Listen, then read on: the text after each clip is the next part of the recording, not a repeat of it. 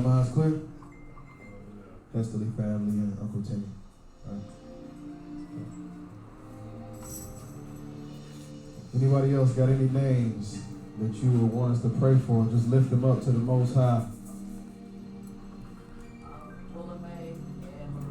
Willa May and Maria. And who? Miana. Miani. Willard and Ethel? Okay. Maccabees and Little Maccabees.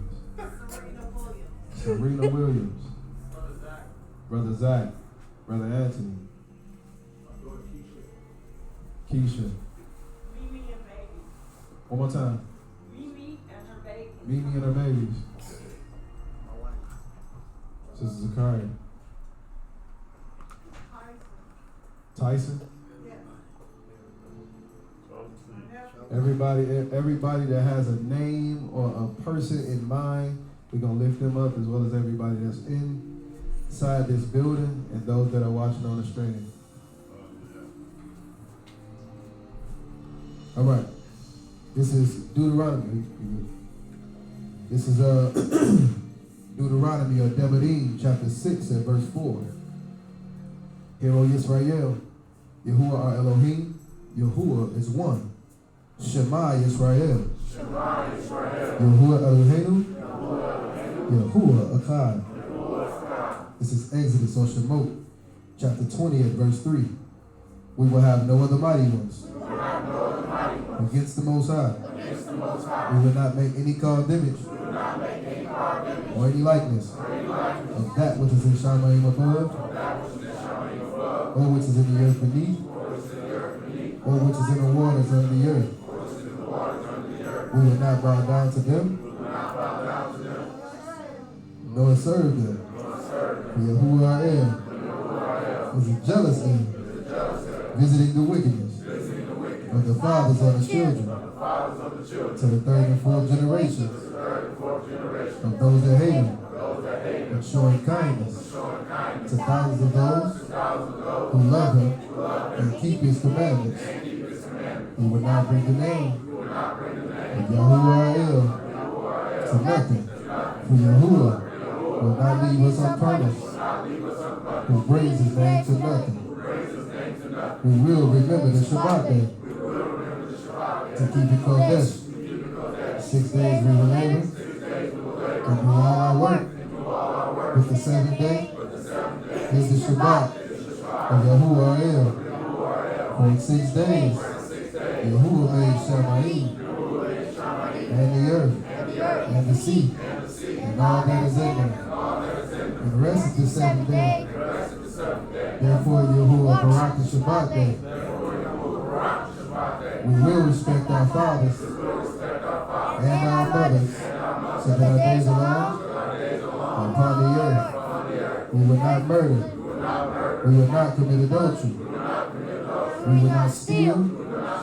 We will not bear false witness against our neighbor.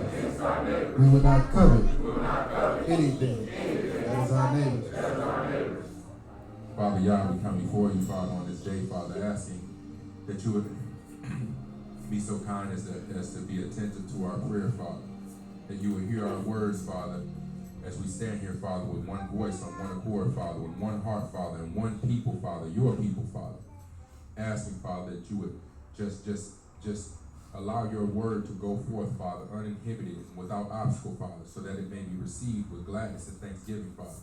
We pray, Father, for every name that was lifted up, Father, that you would hear the names of your people, Father, that you would be present, Father, in their lives, Father, to bring healing, Father, to make whole once again, Father, be it mind, body, spirit, Father, heart, health, Father, whatever the ailment may be, Father, whatever the person that it is that mentioned that name, that's standing to intercede, Father, on that person's behalf, Father, we pray for them as well, Father. Pray that you would just be with each and every one of us, Father. Allow your Ruach, Father, to be with us on this day, Father. That you would give understanding unto the hearer, Father, and utterance unto the speaker, so that we all may be doers of your word, Father. Yes. We ask that, Father, that you hear our praises, Father, as we lift up our voices to you, Father. Yes. Father, we pray and ask just that you would just be with us, and lead us and guide us on this day. And all these things we pray and we give thanks. B'Shem Yehovah, B'Kaya Hoshua Hamashiach, Ruach HaKodesh, so be it. So be it.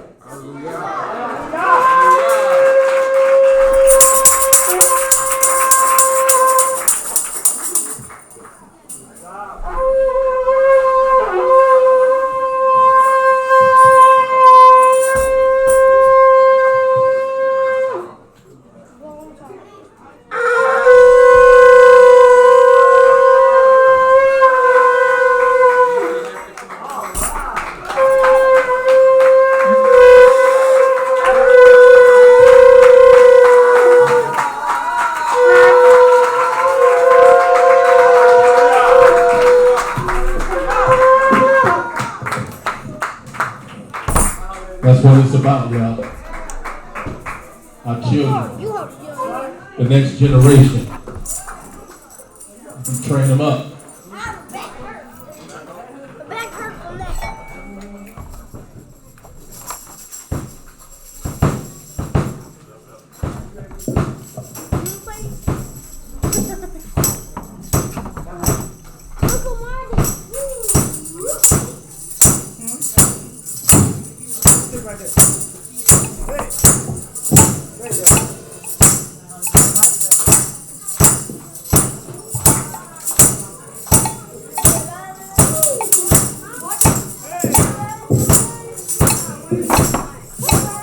I think it was about 2 days ago, my wife, myself, and Big Ot and Ron went to go see Brother Nate laid in the bed in the hallway.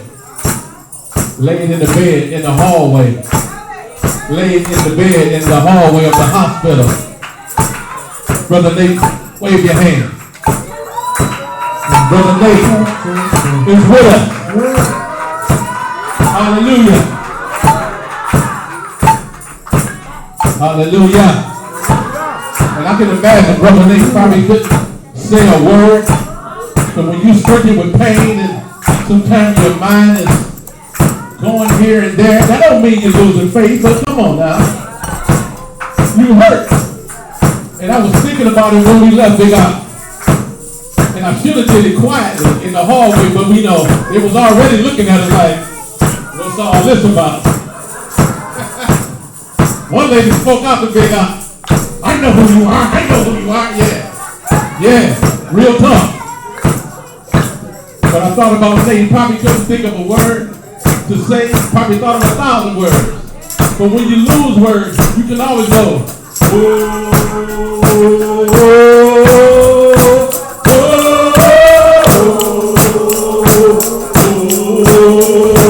come on, everybody.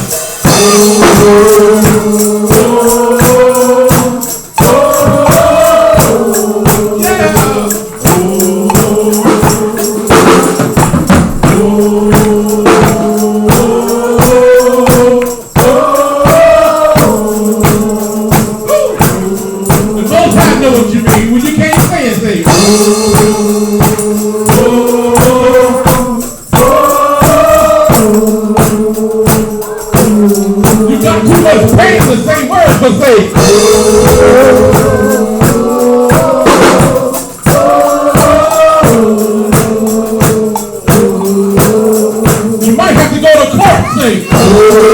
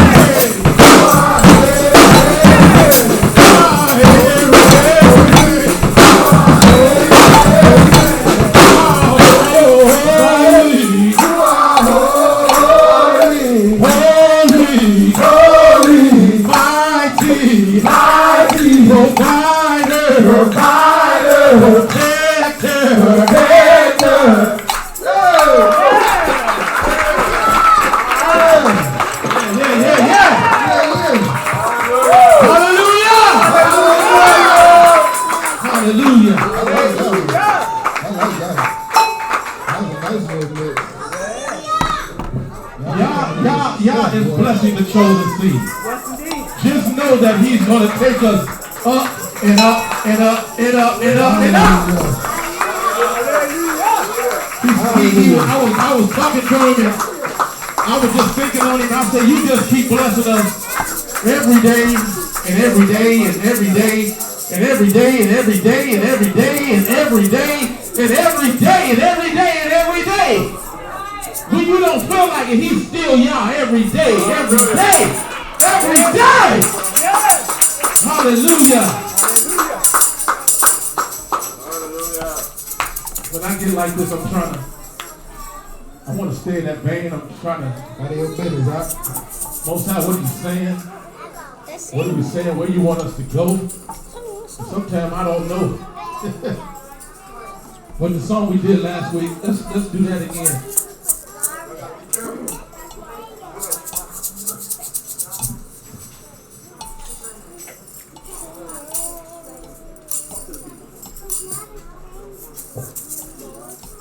As my aunt get it together. You know what I'm saying? Let me ask y'all a question, man. Do y'all actually believe the words that we was just singing? Like, do something to you. Right? When we say that the Most High is holy, right? That He is Kadesh, do you believe it? Yeah. Now, do your actions reciprocate that? Hallelujah. That's what we need to figure out. Because our actions have to reciprocate what we say we believe.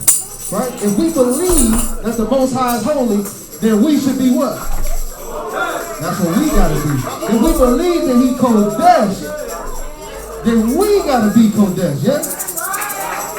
That means that every single day we need to G-check ourselves. I say G-check because that's what that's what I identify with, right? We need to G-check ourselves every day. Are we being what the Most High want us to be? Because we know through it all, the Most High is going to be Kodesh. The Most High going to be Him. But what are you going to be for the day? Right? We only can be two sides of the grave. Under it or above it.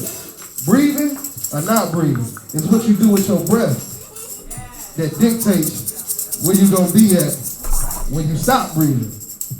Right?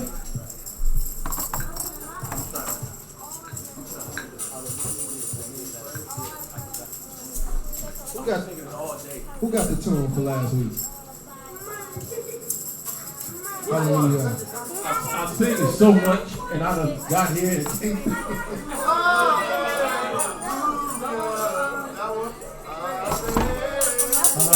there you go. We about to get you a mic. There we go. Say it. Hallelujah.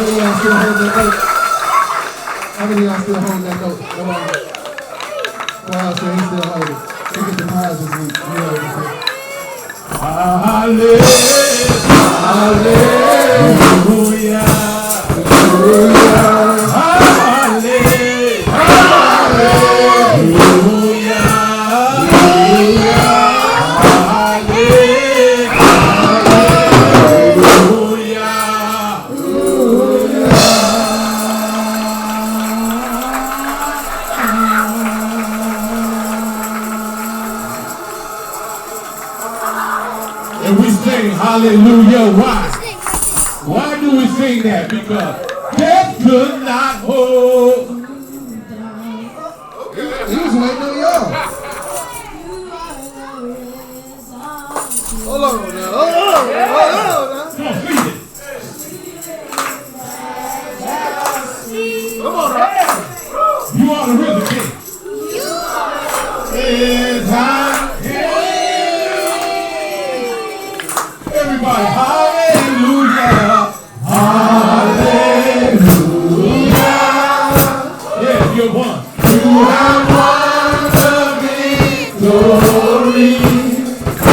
Everybody lift your voice and say, hallelujah. You have won all. You have won it all.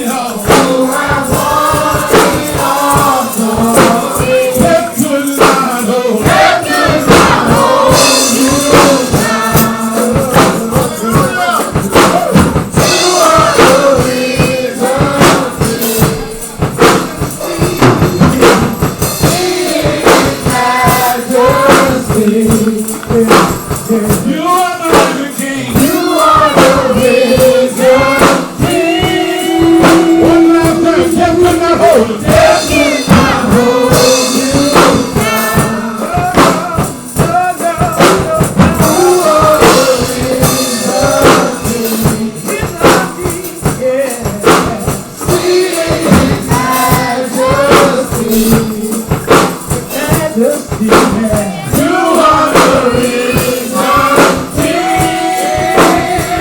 Hallelujah. Hallelujah. You have won the victory. Believe it, Paul. Yeah. You gotta believe it. Hallelujah. You already know. You have won it all for me. Hallelujah. Hallelujah. Hallelujah. You have won the victory. You have won the victory. Yeah. Hallelujah. You have won it all. You have won it all for me. Hallelujah.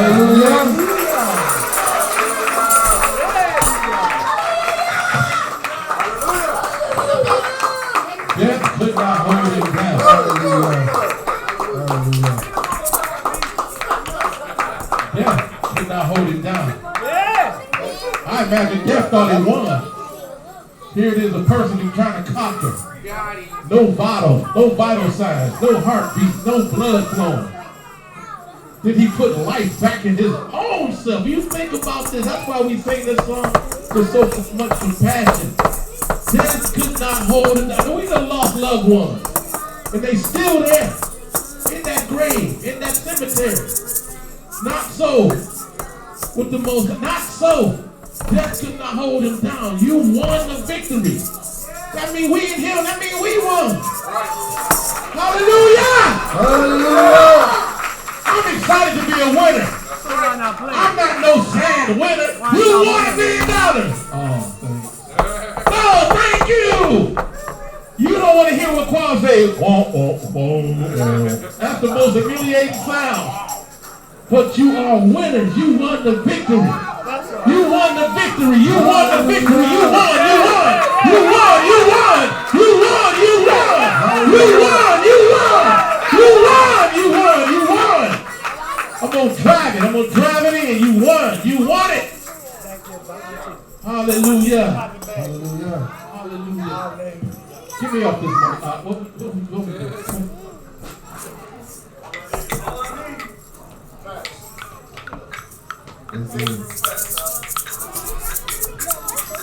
Zach. Come on.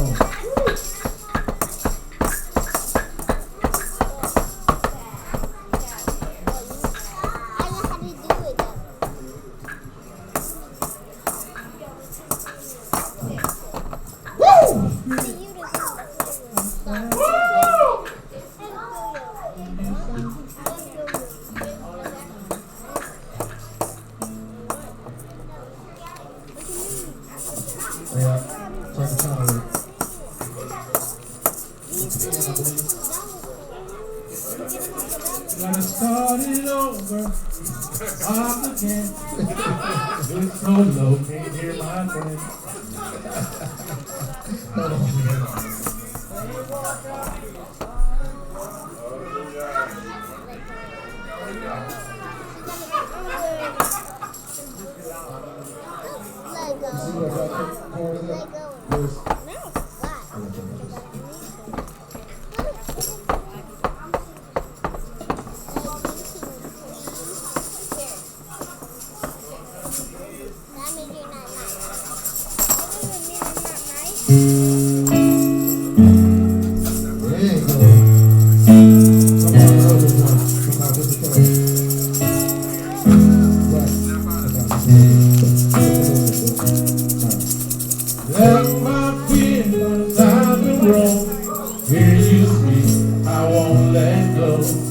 Fall to my knees as I lift my hands and praise.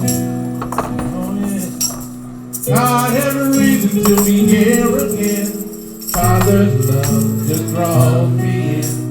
All my eyes want to see is a glimpse of you. All I need is you. Oh yeah, all I need is you. All I need is you.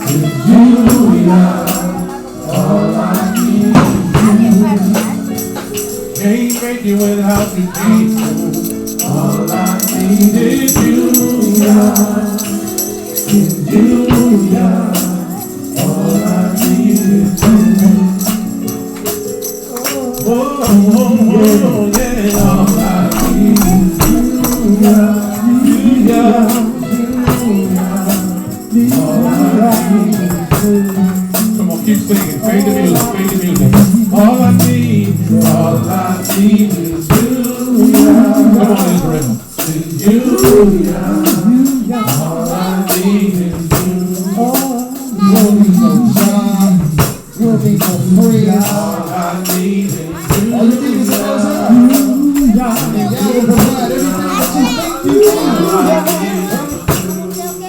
As long as you got Him, you got everything. He said He's all the universe. But if you're dependent on things, you will never have.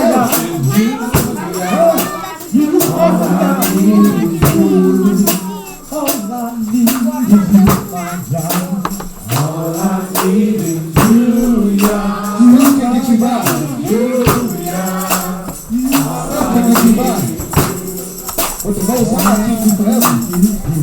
All I need is you. All I need is you. Can you bring it down? Can you move it down? All I need is you. All things work for good for those that believe, right? All I need is you. So if you believe that all you need is Him, you're going to have everything else.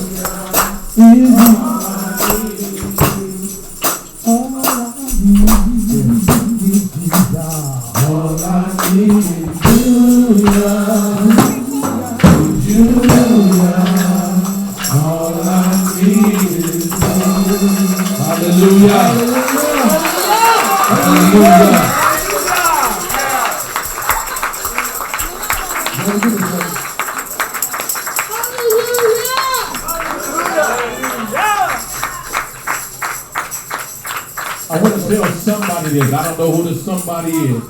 Simple. Take advantage of this. Take advantage of this praise and worship.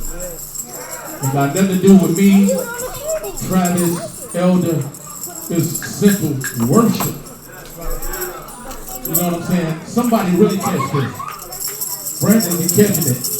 Take advantage. Certain things take advantage of. Praise and worship here in this assembly. Take advantage of praise and worship. Don't come lackadaisical. I'm not saying that's what we are today. Because after we got whipped, we haven't been. And we needed that. But you might find yourself in a situation or situations when we're not around. When the ox can't come. When the women, the only thing they can do is get on the line and pray. But you need somebody there. Nobody there but you and the Most High. Hallelujah. Take advantage of what's going on in this building. Because I was telling my wife, it's going to be a day, it's going to be a time. They're going to be running up in here, wanting to hear the truth. Please tell me now. I want this, I want that. We got it. The Most High is breathing on us. Most High has blessed us. I've been here going on 3 years. And it wasn't, and I'm saying it wasn't praise and worship, but it wasn't this. The Most High used His people to come and put where He wants to put it. We're in a great place. You're in a good place. Take advantage of praise and worship. The word is already on point, will always be. But the praise and worship, the Most High is allowing you to sing to Him. He's allowing you to worship Him. He's allowing you to clap your hands. He's allowing you to think on Him. Hallelujah! Hallelujah! Hallelujah! We're done. We're done. We're done. We're done. We ain't done.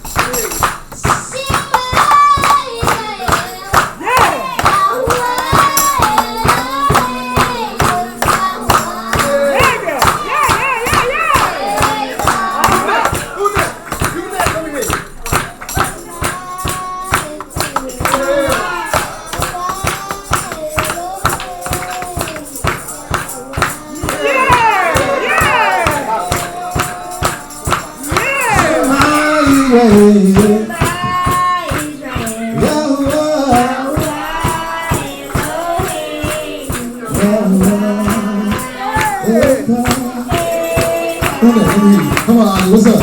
Let me hear Lonnie.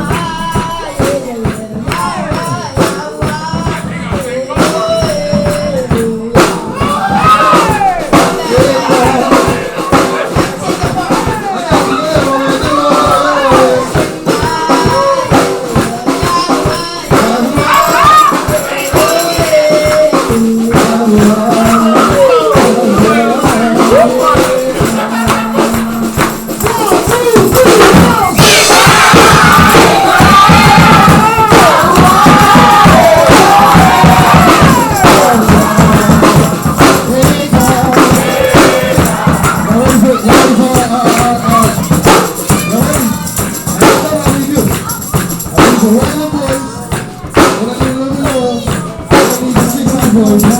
Throw the roof up. Y'all ready? Y'all ready? Hold on, Nate. Hold on. Real quick, hold on. Nate, you supposed to be in this aisle, because I heard you, I'm a witness. You saying, I'm giving Clark a run for his money. Anybody saying that?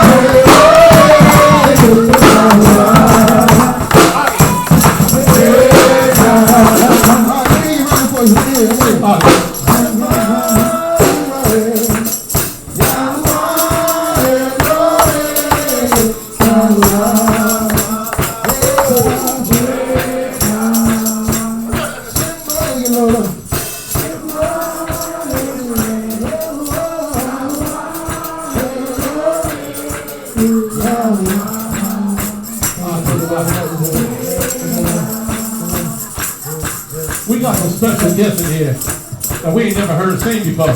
We need to get somebody like Monica, somebody like Maccabee, somebody like Eric. Yeah, we got they special recording guests. We need to come on Maccabee. Tanika, we got you last week. Monica, come on up. Quad's wife, get up here. You know you recording artist. Where Maccabee's wife at? Yeah, come on. Just take it to the most house. Mama Johnson, you gonna end this thing. Yeah. You gonna get your turn on this one. Sophia, don't get lost, Sophia. Don't be happy here, baby. Y'all gonna debut y'all CD today. Come on, Monica.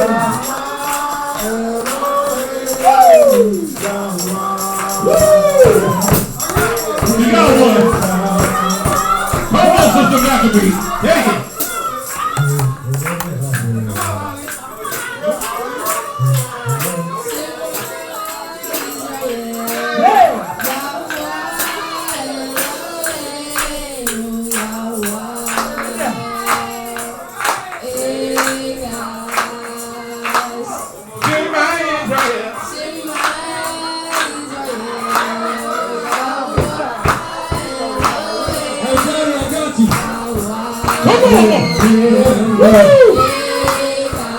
on, mama. Come on, mama. Oh, Lord.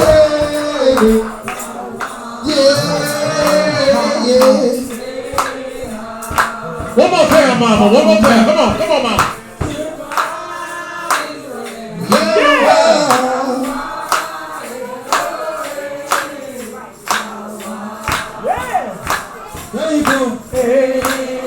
I got one more person. She looked at me and said, "Can I sing? Diamond, it's your turn." Come on, Diamond.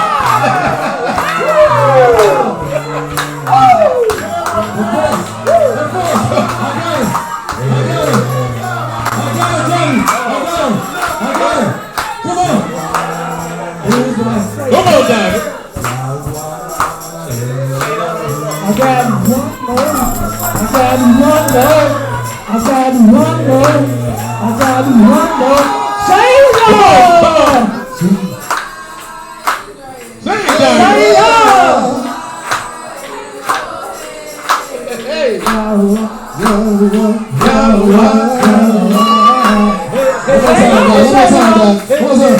it, Lord.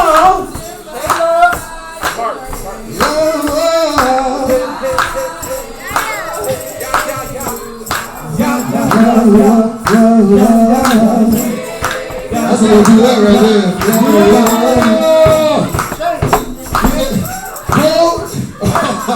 We got one more. One more. Come on, gotta sing up on him. Come on, go sing up on him. 1, 2, 3, go! Sing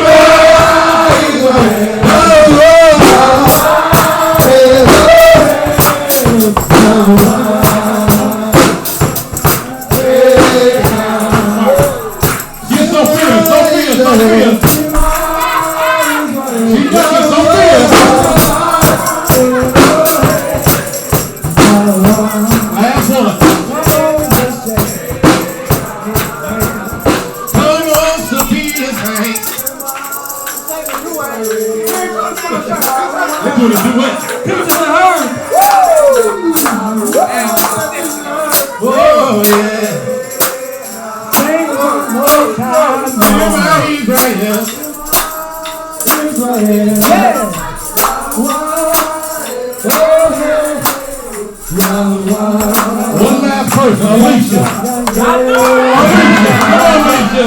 Your turn, come on. Don't be scared. Come on, T-Buzz.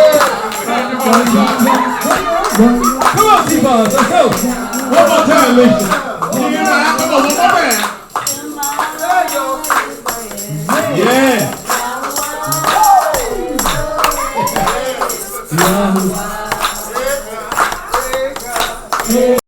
One last time, Israel. Come on, everybody.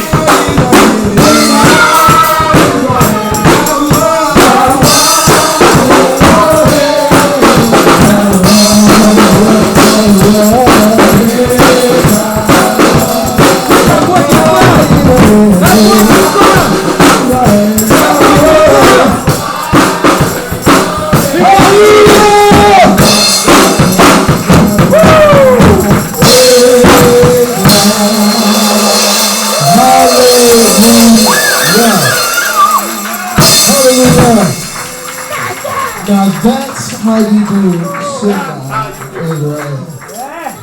That's how you do that. From now on, that's how you try.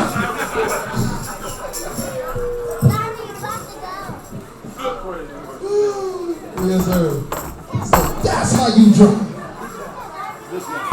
From now on, that's how you try. Now, ushers, we need some mayim at the front table, please. Some mayim, water. Hallelujah. One more time. Hallelujah. Hallelujah. And Mooney's gonna say something. Which I'm gonna point out a couple things to y'all from start to finish. First off, our children was reciting the commandments without the book. Y'all heard them saying it with me, right? Now, that's a blessing. 2, we got Brother Nate here. 3, Brother Yeshaya can sing. We just got a lot of stuff to be thankful for. We done got Sister Monica up here. Y'all know Diamond don't say 2 words, she's singing. That's how you drive.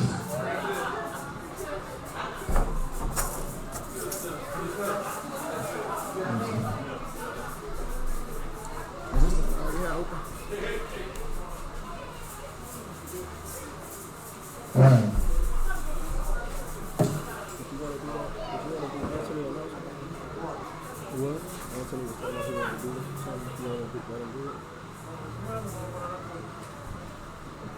Yeah.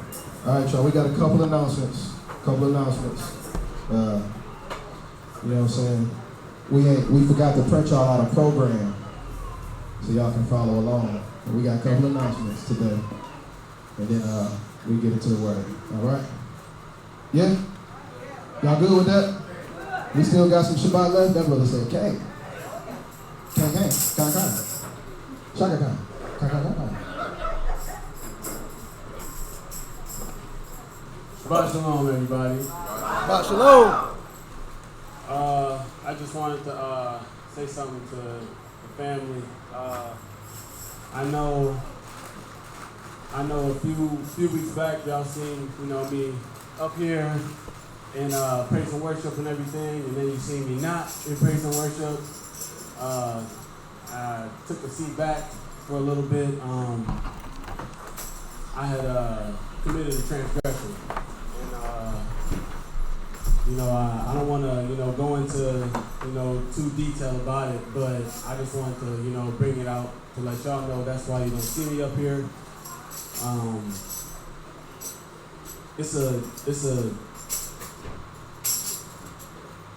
The one thing that I have to say is just, in this walk, possess your vessel. Possess your vessel, like self-mastery, and I'm not perfect at it yet. I'm working on it. I'm definitely working on it. But just to tell y'all, just possess your vessel, and it's we've sat down and talked about the whole situation. I know that I'm wrong for it. I feel horrible, absolutely horrible for it. It's something that I gotta sit with every single day. Every single time I pray, it's on my mind. And I just ask that you all to, continue praying for me. And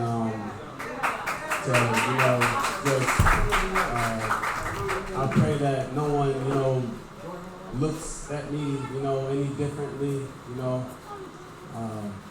but that's all that I really wanted to, say to everybody, that's all. DJ.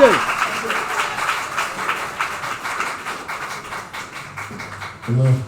This is the book of James, chapter 4, and verse 16. Confess your faults one to another, and pray for one another, that you may be healed.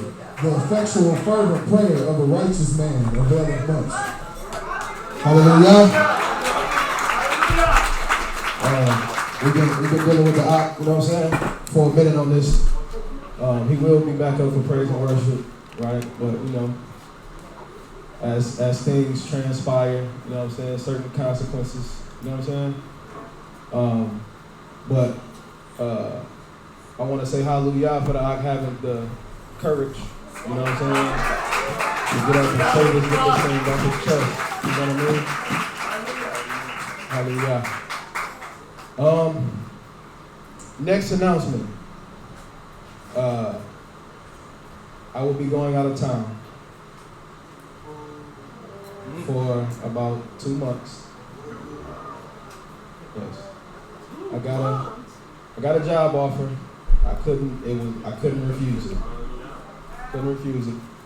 You know, it was hard for me to actually take it because I didn't want to leave.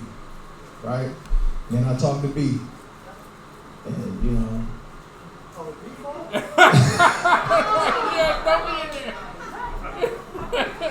know what I'm saying? B is the reason why.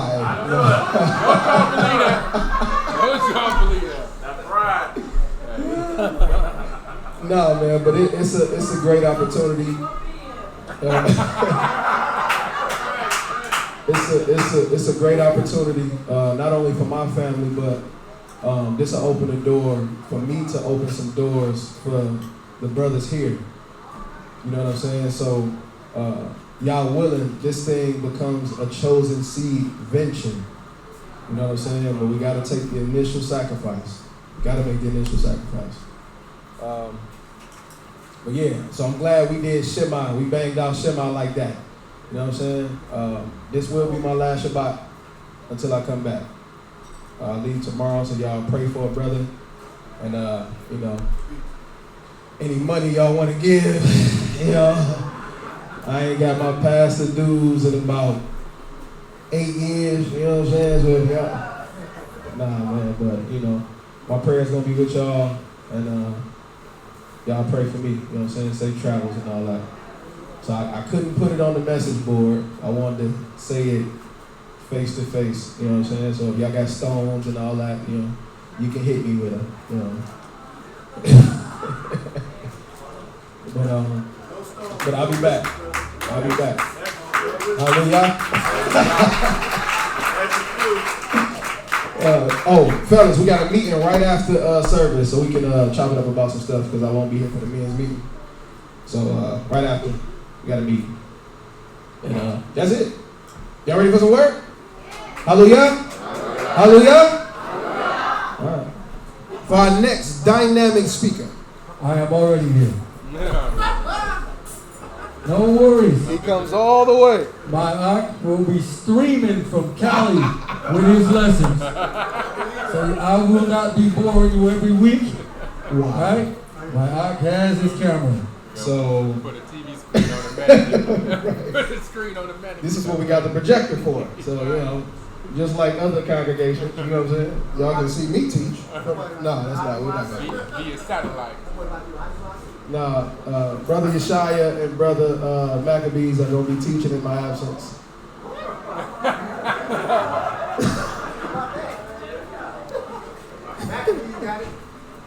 Nah, man, but you know, it's gonna fly by, y'all. It's gonna fly by. It's gonna fly by. Without further ado. Shabbat shalom, everybody. Shabbat shalom. How's everybody feeling? Increased, right? Got my Ark Nate here flying this week. He got his wings. Right? I'm flying Air Nate now. Right? So, my last lesson's been going back to the garden, out of the garden, all the way to Cain. So we still at that point, right? Couple questions for y'all. In Genesis chapter 6, when it says the Sons of Yah, is that angels or men? We got book for this, or we guessing? Angels or men? You say angels? Okay. All right. So when Eve says, I have gotten a man from Yah, what does he mean by that?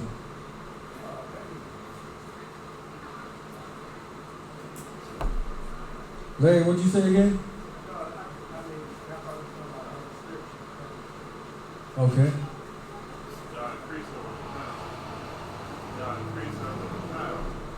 Yeah, but she specifically says, I've gotten a man. A brand new baby, call him a man of esteem, a man of might. A brand new baby. All right? That's Genesis chapter 4, verse like 1 or 2. So she says she got a man from Yah.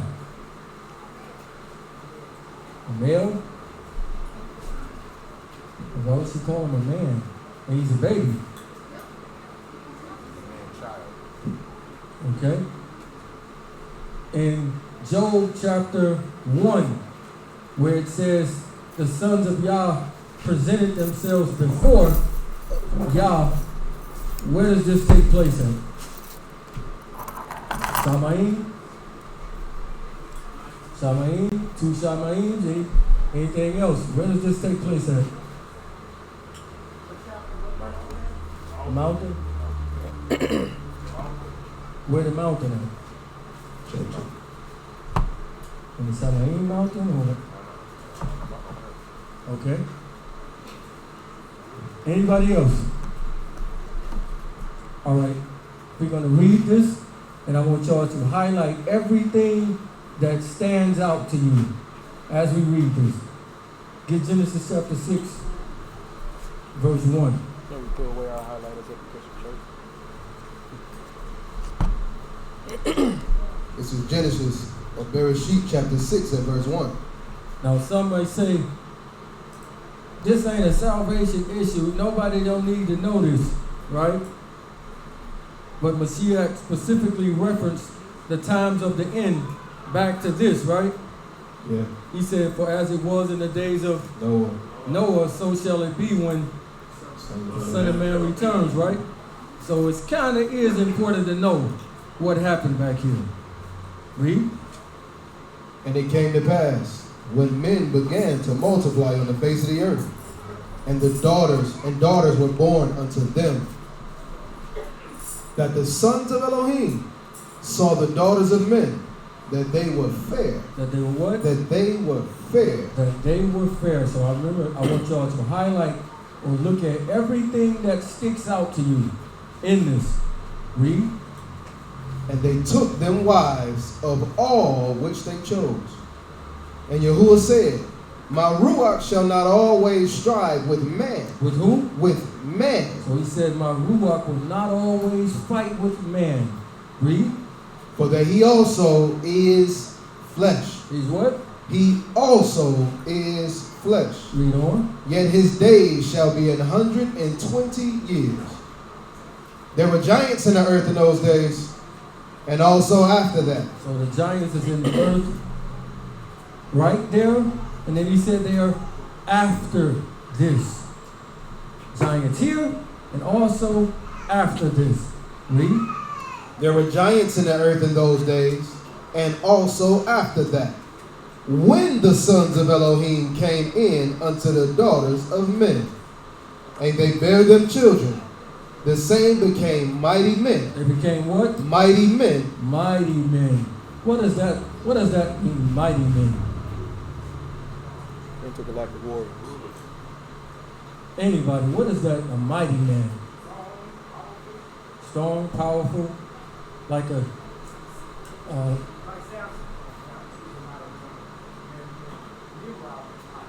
okay. So were they giants? Okay. Famous. Go ahead. Influential. Okay.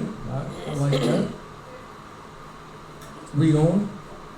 They became mighty men, which were of old, men of renown. Men of what? Renown. Famous men.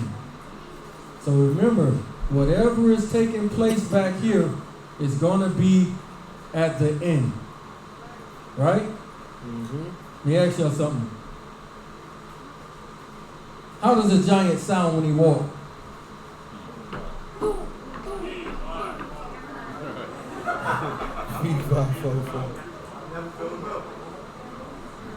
So when you hear this, when I ask you this question, something comes in your mind, right? Boom, boom, boom, boom, boom, boom. Where does that come from?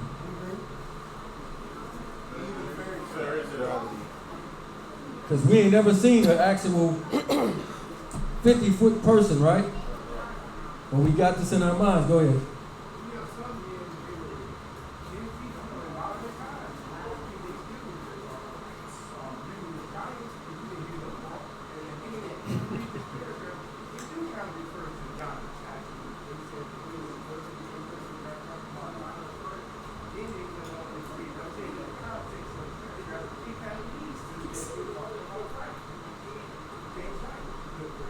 Okay, read that verse, was that 3 or 4 again?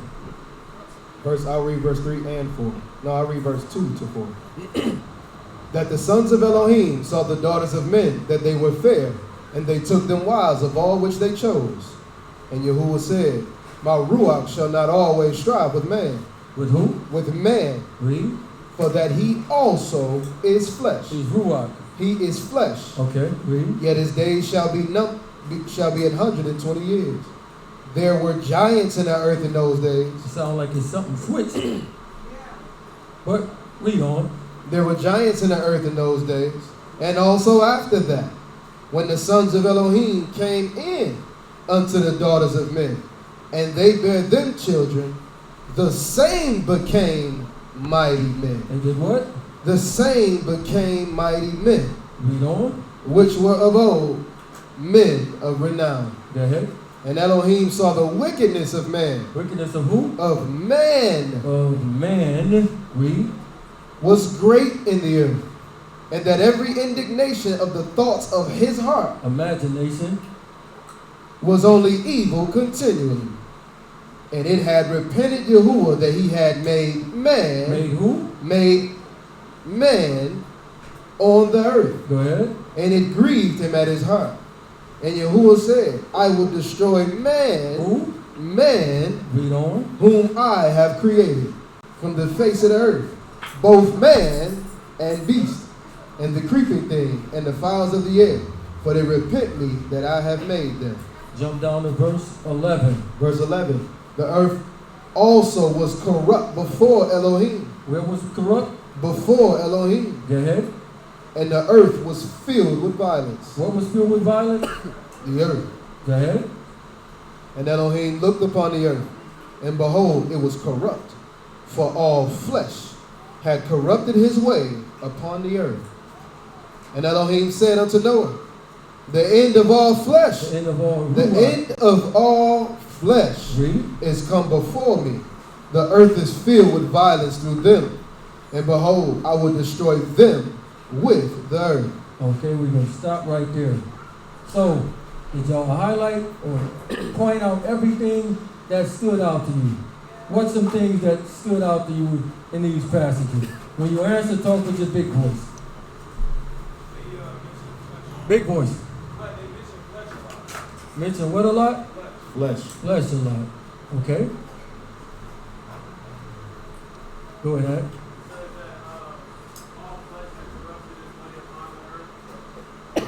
Okay. So all we got is flesh a lot and flesh corrupted its way. Go ahead. Go ahead, Larry.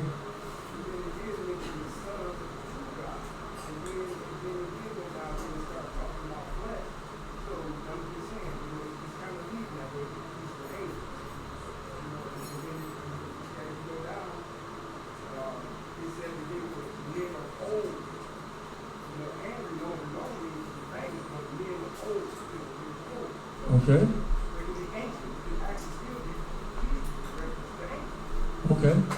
We'll see as we walk it through. Big Eye. These sons of Elohim took them wives. Took them wives.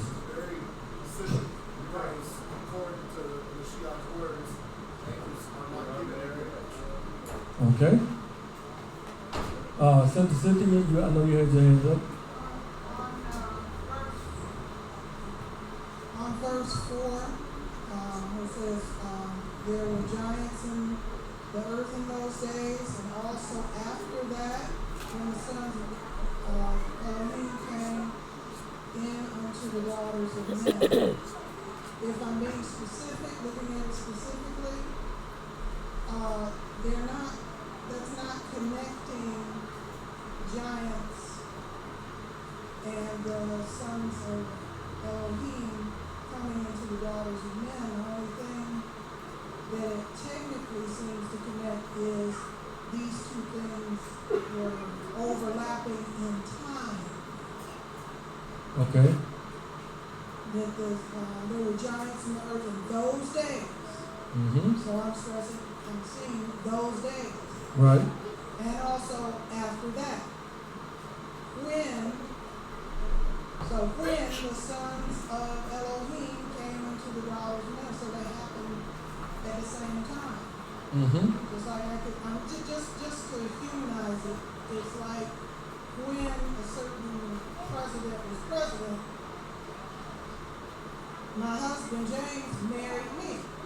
Mm-hmm. I didn't marry the president, but it happened in that time. I like that. That was a great analogy. Go ahead. Brother Larry, again.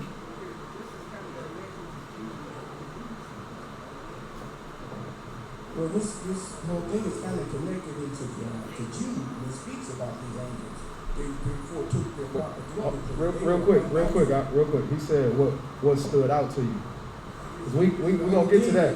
We're gonna get to that. But what stood out to you in that Genesis? Well, it says about them coming into Emily referred to the sons of God. Then he goes ahead and says that it didn't give reference about the giants. Then it says when the true God, the true son of God came into the daughter of men, and he became mighty. All this to me, is still reference to angels were taking a part of the dwelling. Okay. Okay. And Sister Michelle. Snapchat? Snapback? Snapchat.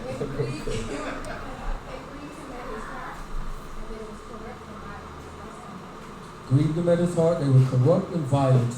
Okay? Alright. You got to put your hand. The part where it says that they took wives all which they chose. Okay. What's stand out about that? They took wives because it's it's the same thing with like Eve. She took from the tree, and then also pointing out the fact that they were fair. So like showing you that they basically going after the flesh. Okay.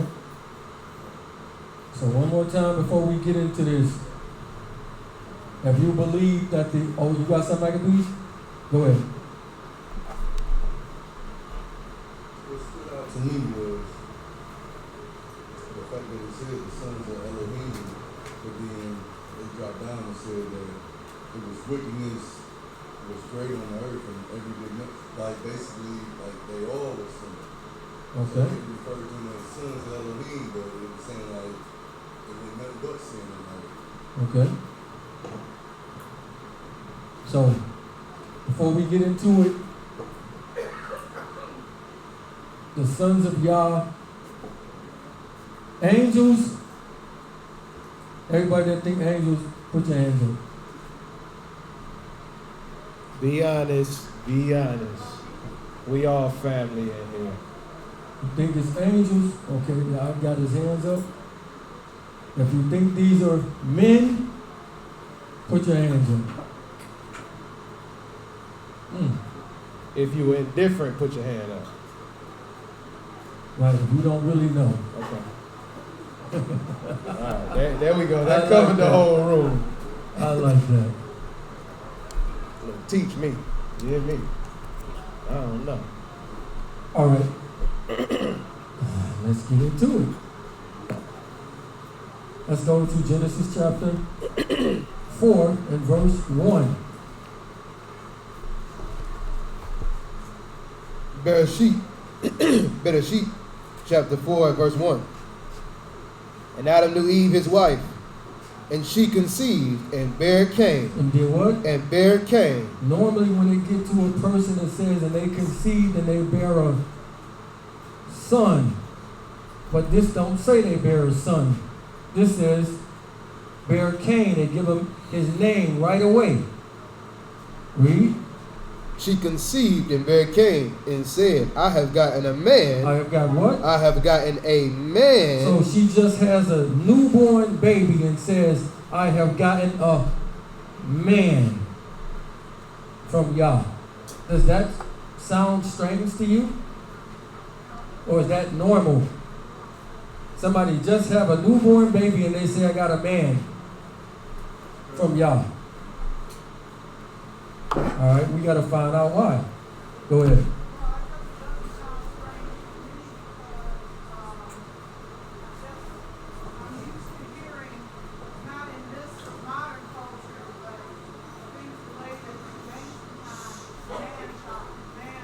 Uh-huh.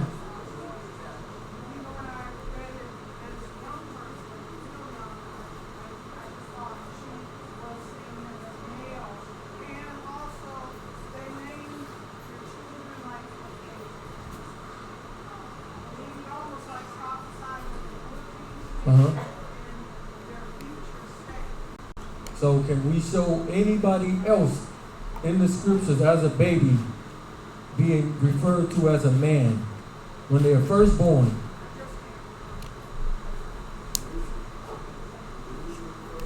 No. All right, read that again. And Adam knew Eve his wife, and she conceived and bare Cain, and said, I have gotten a man from Yahuwah. And she bare his brother Abel, and Abel was a keeper of sheep. All right, jump down to verse 16. So I want y'all to remember, I have gotten a man from Yah. Verse 16. And Cain went out from the presence of Yahuwah. He did what? Went out from the presence of Yahuwah. And did what? And dwelt in the land of Nod. So Cain goes away from Yah's presence and he starts a city. Is Yah in that city that he go to? No. Read on. And Cain went out from the presence of Yahuwah and dwelt in the land of Nod on the east of Eden. And Cain knew his wife, and she conceived and bare Enoch. And he builded a city and called the name of the city after the name of his son, Enoch. And unto Enoch was born Arad. And Arad begot Mehuel. And Mehuel begot Methusael. And Methusael begot Lamech. And Lamech took unto him 2 wives. 2 what? 2 wives. 2 wives. See? This is your first polygamy. See, it came through Cain. It was wicked. That's why we can't do it. What do you say? What do you say? Okay. Read. And Lamech took unto him 2 wives. The name of the one was Adah, and the name of the other Zillah. And Adah bare Yabal.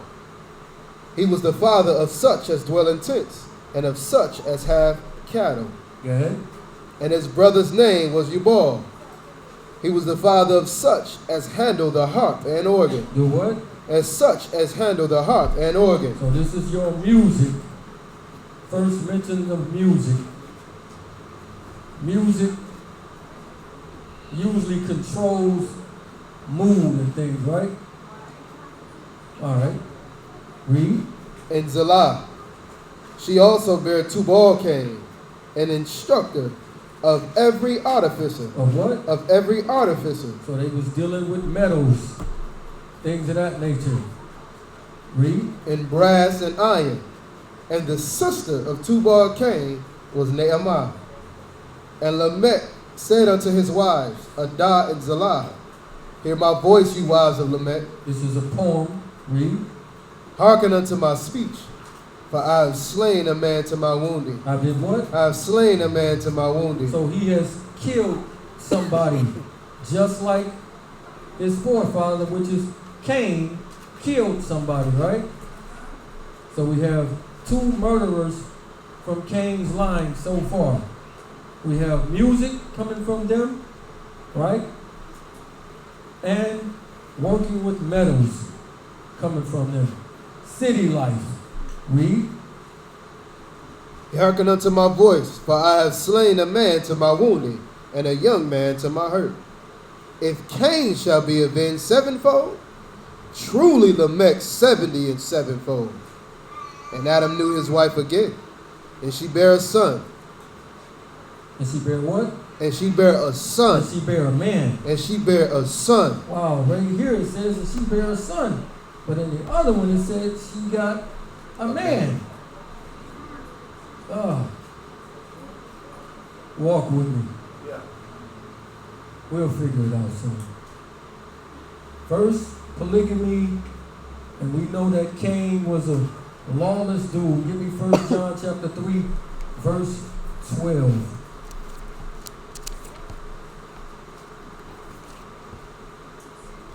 So when Cain's lineage was being spoken of, did it mention Yah in any way, shape, or form? Except that he left the presence. After he left Yah's presence, right? Read on. 1 John chapter 3 and verse 12. Not as Cain, who was of that wicked one. Who was what? Who was of that wicked one. Who was of the wicked one. Who's the wicked one? Satan, right? Read. Who was of that wicked one, and slew his brother. Did what? Slew his brother. Because he was of the wicked one. So this is how people twist this thing up and say that Eve had sex with the devil because of this. But we know better than that. It tells us right in chapter 4 that Adam knew his wife and she conceived and bare Cain. Right? So we know that this don't come directly from the serpent himself. Yeah. Right? We let the book interpret the book. Genesis chapter 5 verse 1. So remember how Cain's lineage came in, right? He left the presence of Yah. Then he had Enoch, which is not the other Enoch. Read. Bereshit 5 and 1. This is the book of the generations of Adam. In the day that Elohim created man, in the likeness of Elohim made he him. Male and female created he them. Now notice who this lineage starts off with. Who does it start off with? Before Adam. Read it again. This is the book of the generation of Adam. This is the book of the generations of Adam. Read. In the day that Elohim created man. So somebody's connected to this. Read. In the likeness of Elohim made he him. Does this say this for Cain? Completely different, right? Read. Male and female created he them, and increased them, and called their name Adam in the day when they were created. Go ahead. And Adam lived 130 years, and begot a son, in his own likeness. In his what? In his own likeness. In his own likeness. Hold that. Get me Genesis chapter 1, verse 20.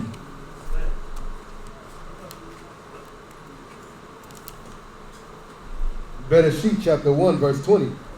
Read. And Elohim said, let the waters bring forth abundantly the moving creature that have life, and fowl that may fly above the earth in the open firmament of Shamaim. And Elohim created great whales. Did what? Great whales. Go ahead. And every living creature that moved with the waters, which the waters brought forth abundantly. And after their kind. And every winged fowl after his kind. After what? Every winged fowl after his kind. So everything produces offspring after its kind.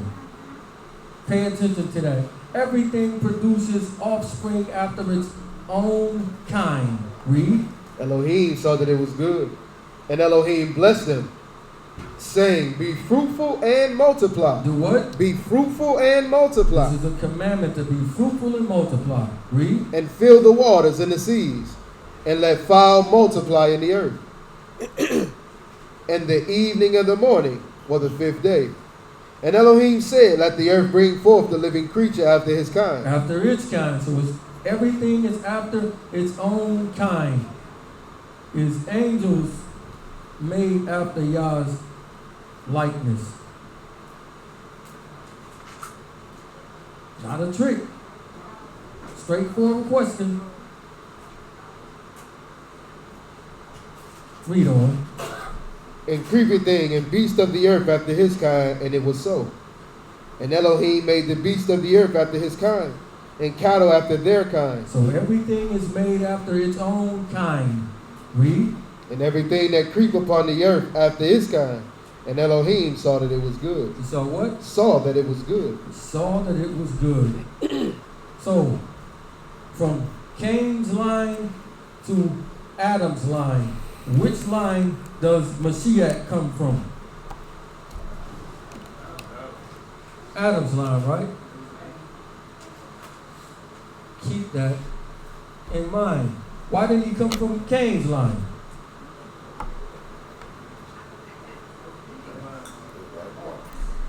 It was what? It was lawless. That line was lawless. Or would we say godless? So we got to address a couple of things. Job chapter 1. Yeah. As a matter of fact, we keep reading that. Go ahead.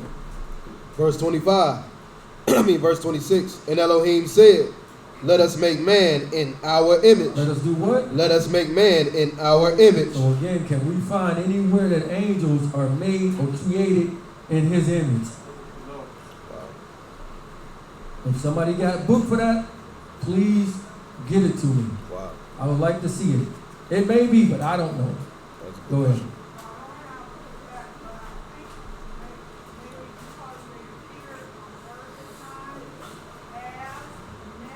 Okay.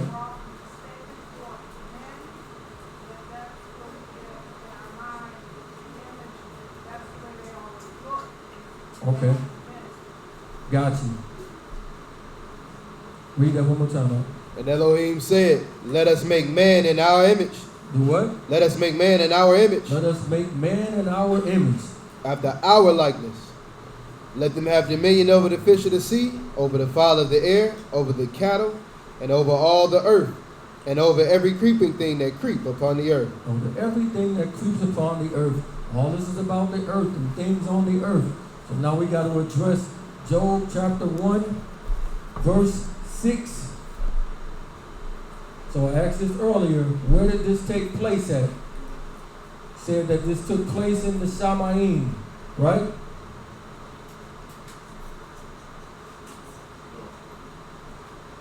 Why not the Shamayim?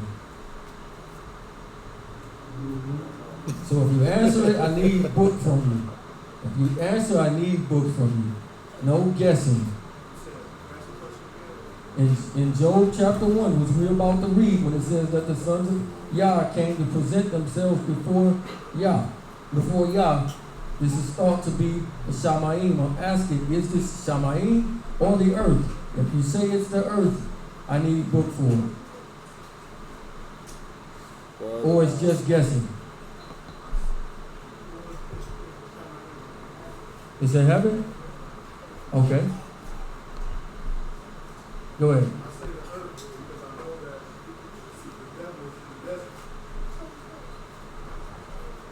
Okay. Okay. All right, we'll see. Go ahead.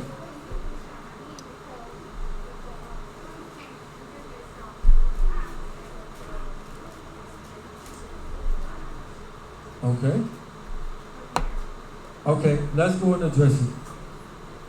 Job chapter 1, verse 6. Job chapter 1 and verse 6. Tell your neighbor, say you about to learn something. Oh, they ain't gonna do it. Now there was a day when the sons of Elohim came to present themselves before Yahuwah. Before who? Before Yahuwah. Good. And Shaitan came also among them. And Yahuwah said unto Shaitan, whence cometh you? Where you coming from? Then Shaitan answered Yahuwah and said, from going to and fro in the earth. From where? From going to and fro in the earth. Go ahead. From walking up and down in it. From doing what? Walking up and down in it. Up and down in it. So this does look like this is in Shamayim. Right? But let's get Joshua chapter 1. Hold on.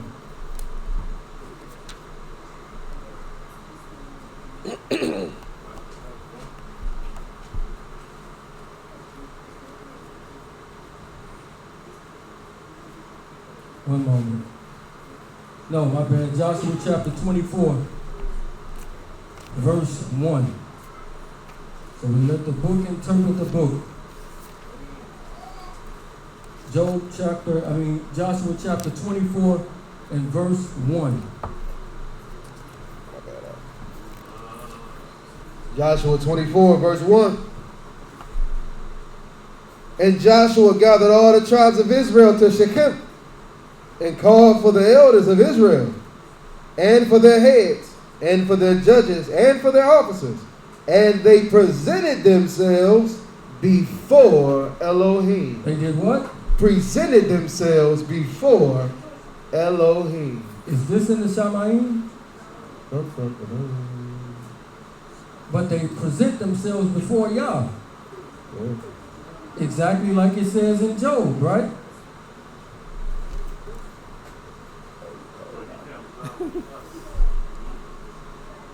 So, is this in heaven? It's not in heaven, right? But they present themselves before Yah, right? He called Israel his firstborn, right? If Israel is his firstborn, then what would Israel be to him?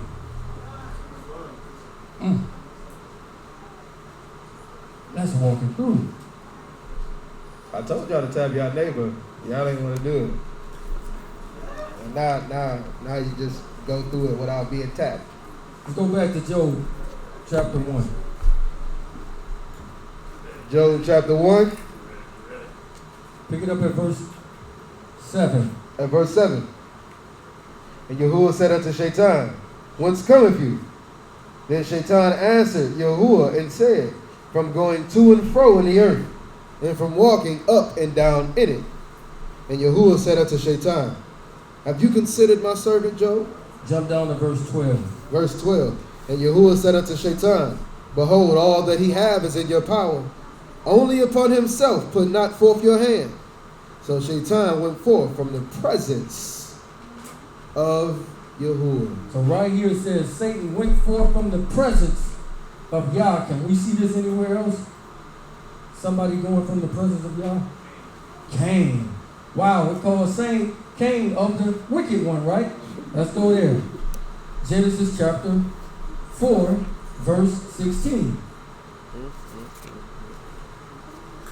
You've been cheating, brother. You ain't let your man know all this, bro. Genesis chapter 4, verse 16.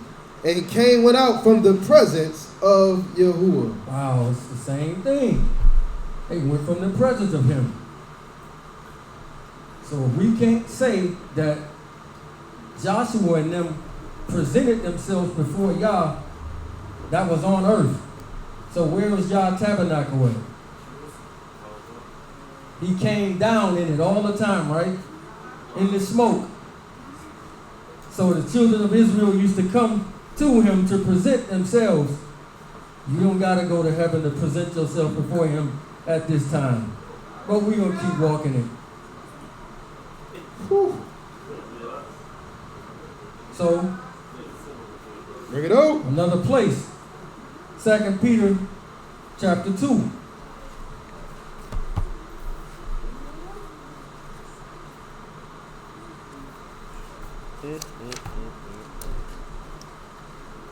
Second Peter chapter 2 at verse. We're going to pick it up at verse 4.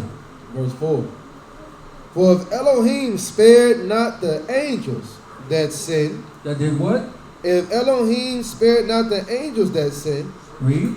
But cast them down to hell and delivered them into the chains of darkness to be reserved unto judgment, and spared not the old world, but saved Noah, the eighth person, a preacher of righteousness, bringing in the flood upon the world of the ungodly, and turning the cities of Sodom and Gomorrah into ashes. So according to what you just read, what was the sin of the angels right here?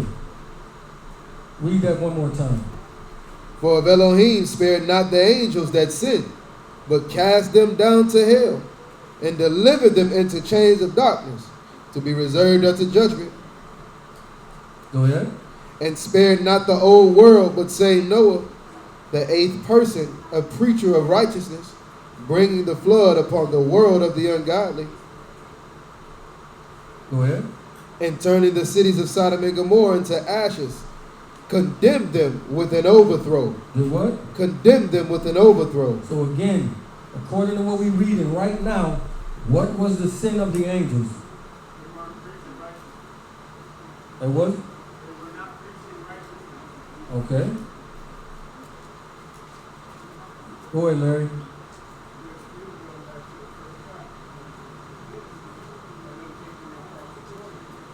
Of what?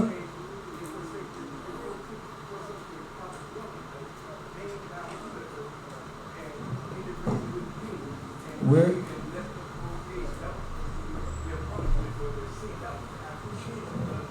So, okay, that's what I'm getting at. I'm asking you, according, not nowhere else, right here, what you're reading. What is their sin? Right here. Okay, right nowhere here. else. Okay. That's my question. I understand right here what he just read. It doesn't mention the sin. That's but the Larry. precept of this back in Larry, that's all I'm dealing with is right there. We're going to walk it up. In this spot, nowhere else. So I'm asking you right here, what we just read, what is the sin of them right here? Okay. Anybody else? The sin of them right here. Read that one more time, Mark. For if Elohim spared not the angels that sinned, but cast them down to hell and delivered them into the chains of darkness to be reserved unto judgment, and spared not the old world, but saved Noah, the 8th person, a preacher of righteousness, bringing in the flood of the world of the ungodly, and turning the cities of Sodom and Gomorrah into ashes, condemned them with an overthrow. So it's before the flood. Is that connected with Sodom and Gomorrah? Or are they two separate things? They two separate things. So why would we tie the angels into the flood part right there when these two parts are separated from each other? Because it's two separate things. It's three separate things all together in this. Yes, sir. They're not with each other. Go to Jude 1, verse 5. The general epistle of Jude, of Judah, verse 5. I will therefore put you in remembrance, though you once knew this, how that Yahuwah hath saved the people out of the land of Egypt. Out of what? Out of the land of Egypt. Out of the land of Egypt. When he says he saved the people out of the land of Egypt, what is he referring to right here? The Exodus, right? Read. Afterwards destroyed them that believed not. Go ahead. And the angels, which kept not their first estate. So is the angels keeping not their first estate tied to the Exodus in any way? But it's right after it, right? So can we make these things be connected with each other? No. They're not. We got to read right. Read. And the angels which kept not their first estate, but left their own habitation, he hath reserved in everlasting chains under darkness unto the judgment of the great day. Unto what? Unto the judgment of the great day. So again, we see that these events are not tied to each other. They're just being mentioned right after each other. We can't make them be connected with each other. Yeah. We got to read correctly and not stuff that's been put in our heads. All right, let's go back to Genesis.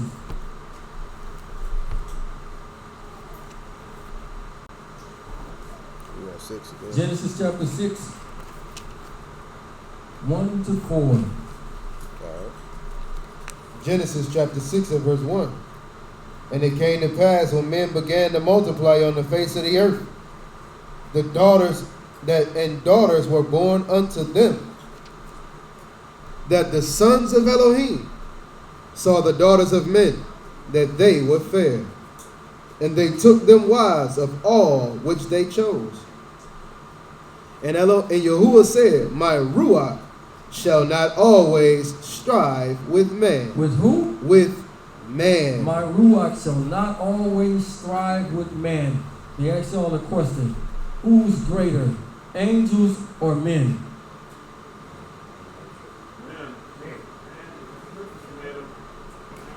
You can be the angels?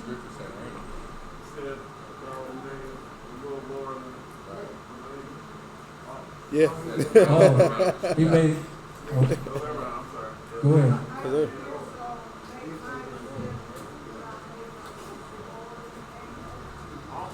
Yes. So an angel is greater than a man, correct? Yes. If angels did this, why ain't he mad at the angels? Nowhere in none of this stuff we're reading. Every time we read all of this stuff, it's constantly saying, man, man, flesh, flesh, flesh. When man is much greater. What about Jacob? Who won? He won. He struck him in the hip. Cheat. Okay. All right. So if you got children at home and you have a 15-year-old and you have a 2 and a 3-year-old and the 2 and 3-year-old tear up the house, who are you mad at? 15-year-old, right? Because he's greater, you know better, right? So an angel should know better, and if they did this, shouldn't y'all be mad at them more than these men? But all through here, I asked y'all what stood out to y'all, right? All through this, you keep talking about man was wicked upon the earth. Flesh, flesh, flesh, flesh. Never once said anything about spirit, right? Only he said, my Ruach won't strive forever with man, right? We're going to continue. Genesis chapter 6, pick it up at verse 2 again. Genesis 6 and 2. That the sons of Elohim saw the daughters of men, that they were fair. So the sons of Elohim saw the daughters of men. Hold that, give me Genesis chapter 11 and verse 5. Genesis chapter 11 and verse 5.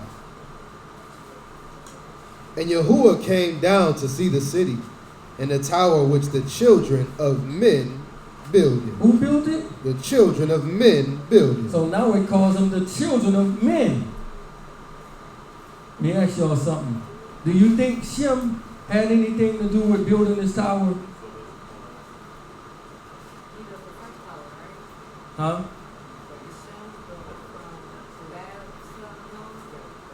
Shem, he's the good son. So let me ask you, do you think Shem had anything to do with building the Tower of Babel? Read that verse again, huh? Verse 5. And Yahuwah came down to see the city, and the tower was the children of men builded. So we got the children of men now. Who are these children of men that's building this city?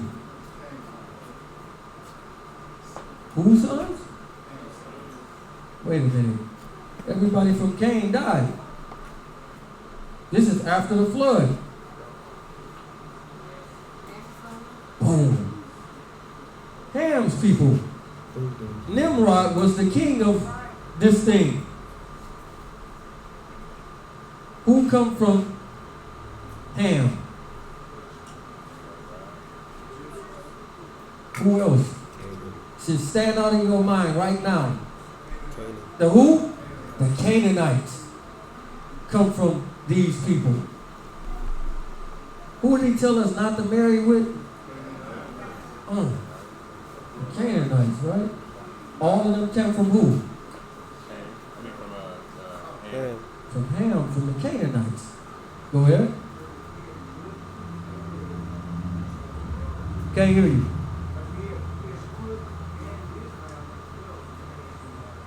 Right.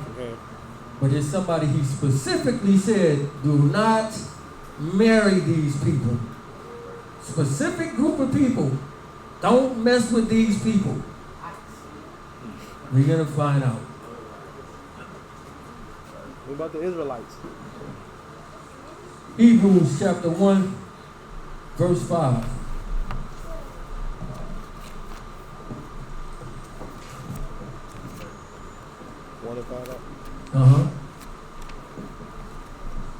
Hebrews chapter 1 and verse 5. For unto which of the angels said he at any time, you are my son. You are what? You are my son. He said, which one of the angels at any time have he said, you are my son? Read it again. For unto which of the angels said he at any time, you are my son. This day I have begotten you. This day what? This day I have begotten you. And what? Again, he said that Israel is my first born. The question alone kills Job.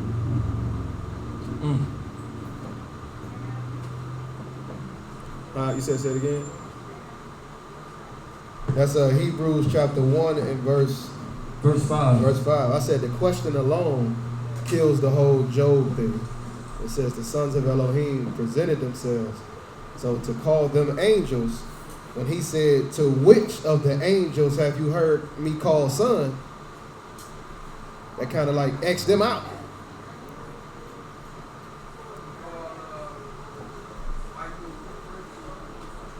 Didn't call him a son. Prince does not mean son. That's water right here. Hey,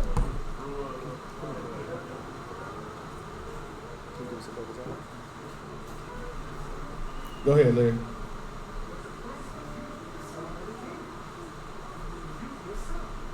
He did not call him a son.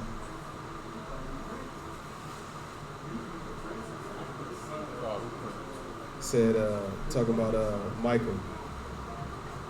Read the verse you just read again. Verse 5. For unto which of the angels said he at any time, you are my son? So which one? Read it for me. Book, chapter, and verse. Read him calling one of the angels his son right here. Prince.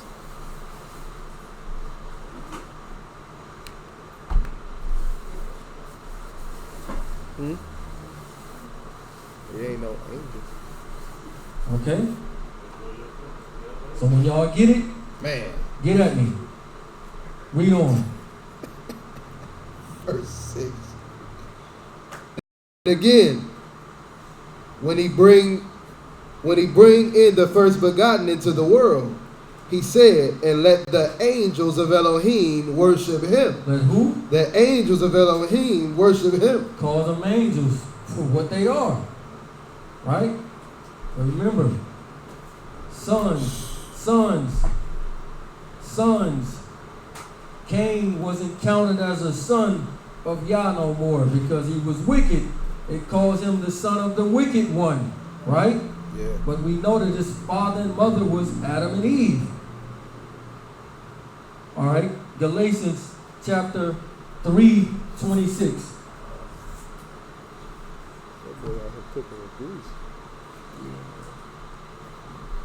Galatians chapter 3 verse 26. For you are all children of Elohim. You are what? All children of Elohim. We are all children of Elohim. Is this talking about angels? Read. By faith. By what? By faith. Remember it says that by faith Abel offered up a better sacrifice. So if it's showing that Abel had faith, it must mean Cain didn't have it, right? Yeah. John 1:12.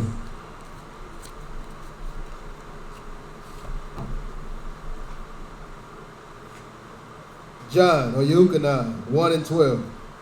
But as many as received him, to them gave he power to become the sons of Elohim. To be what? To become the sons of Elohim. To become the sons of Elohim. It's through faith that makes you a son of Elohim. If you are a believer, we're going to see that.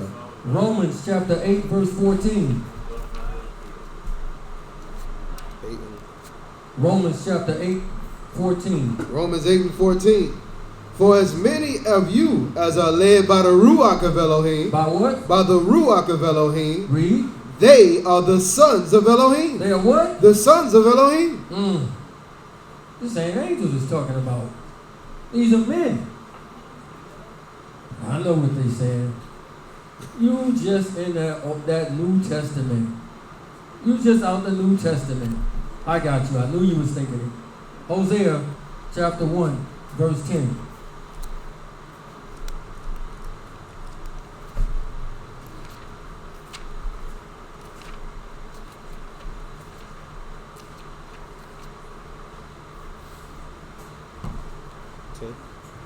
Hosea 1 and 10. 1 and 10. Hosea 1 and 10.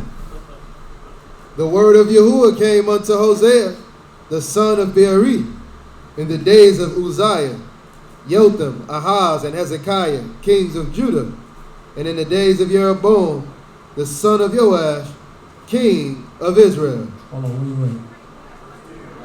Oh, wow. That was 1 and 1. We're reading that a second, Hosea. Hey, it's all the same word. Salakia. My bad.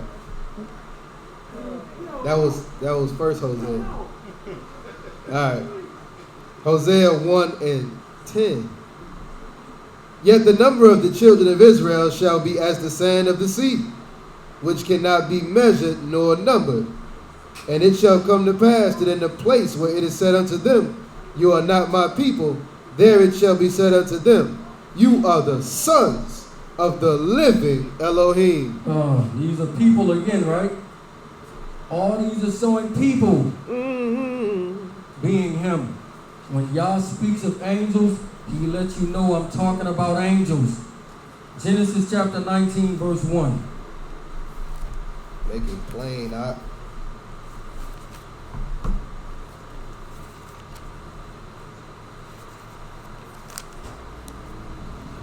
Genesis chapter 19 and verse 1.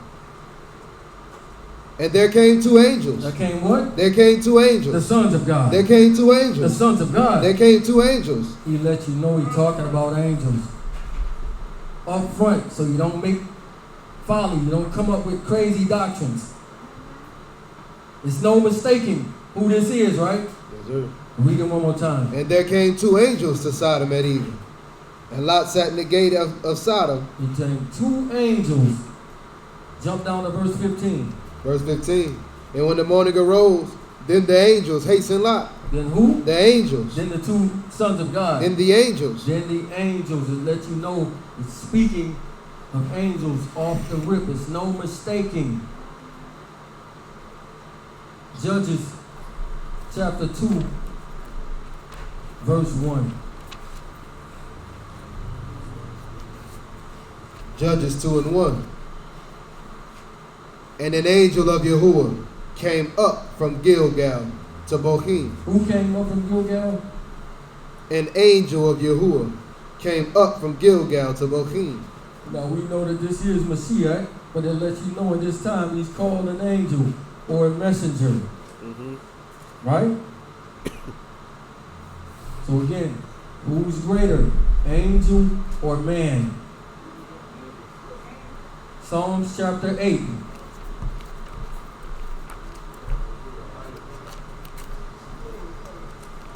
That Hebrew thing is ridiculous. Psalms chapter 8, pick it up at verse 3. Hallelujah. Psalms chapter 8 and verse 3. When I consider the Shamayim, the work of your fingers, the moon and the stars which you have ordained, what is man? What is who? What is man? What is man? Read. That you are mindful of him, and the Son of Man, that you have visited him. For you have made him a little lower than the angels. You made him what? A little lower than the angels. Made a little lower than the angels. So angels are greater than man.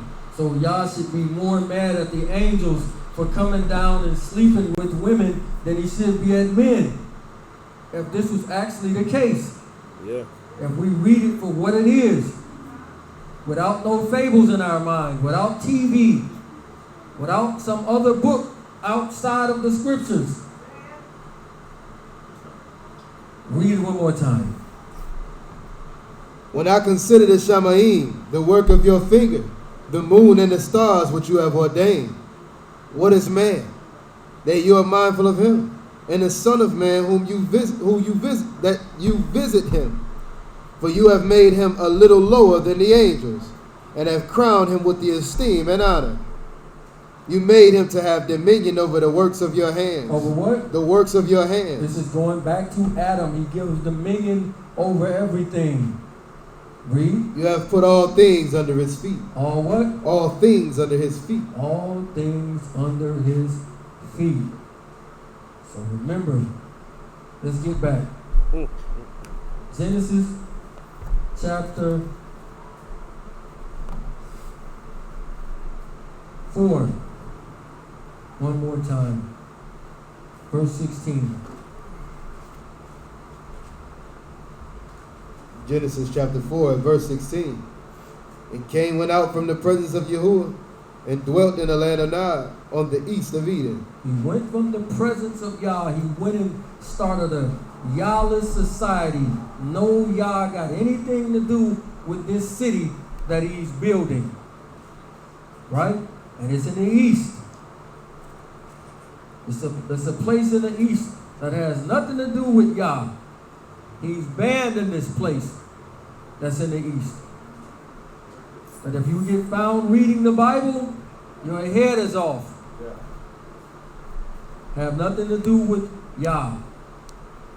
So, after the flood, every time we do something, he mentioned that we shouldn't do this. After the flood, does he anytime say, watch out for the angels, women. Don't sleep with them women. Watch out for them.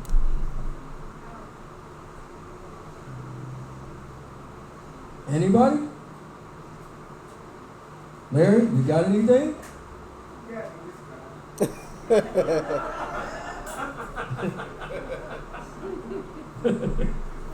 I like that out.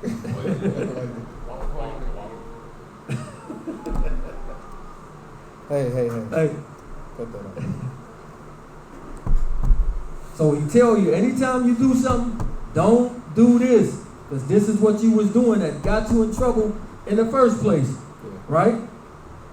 So after the flood, he told them, don't eat blood. Why you think he told them don't eat blood? Because they was doing it. Right?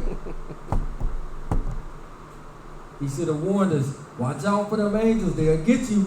And they're going to mess up the whole thing. But specifically, let's go back to Genesis chapter 6.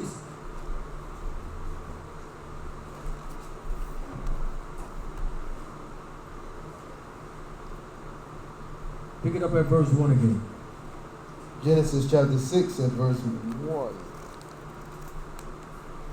And it came to pass when men began to multiply on the face of the earth, and daughters were born unto them, that the sons of Elohim saw the daughters of men, that they were fair, and they took them wives of all which they chose.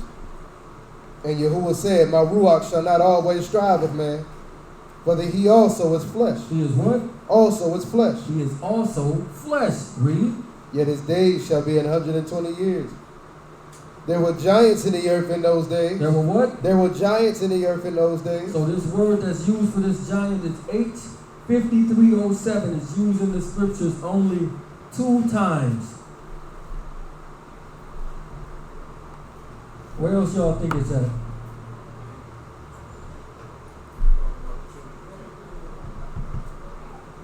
Spy. They got the spy below.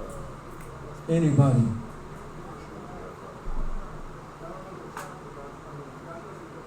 Get that script for me.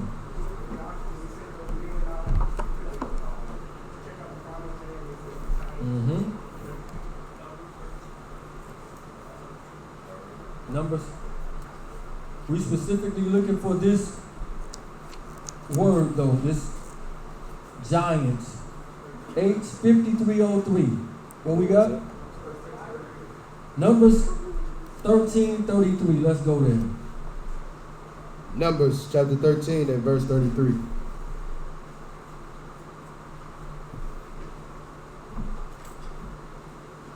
And there we saw the giants, the sons of Anak. The who? The sons of Anak. The sons of Anak. That's the same word. It's only in here 2 times. Let's look up Anak. I just want to try this name out. I don't know what it's going to say, but I'm going to just look at it. Anak. 61. Anak equals neck, progenitor of a family of the tribe of the giants, people in Canaan. The same as H6060 Anak, a Canaanite. Wow. So the giants over here come from the Canaanites. The Canaanites was in our land, right? Let's see.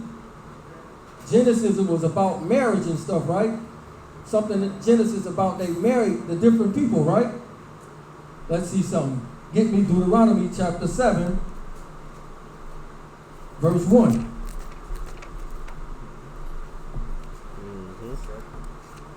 Deuteronomy chapter 7, verse 1. Deuteronomy chapter 7 and verse 1.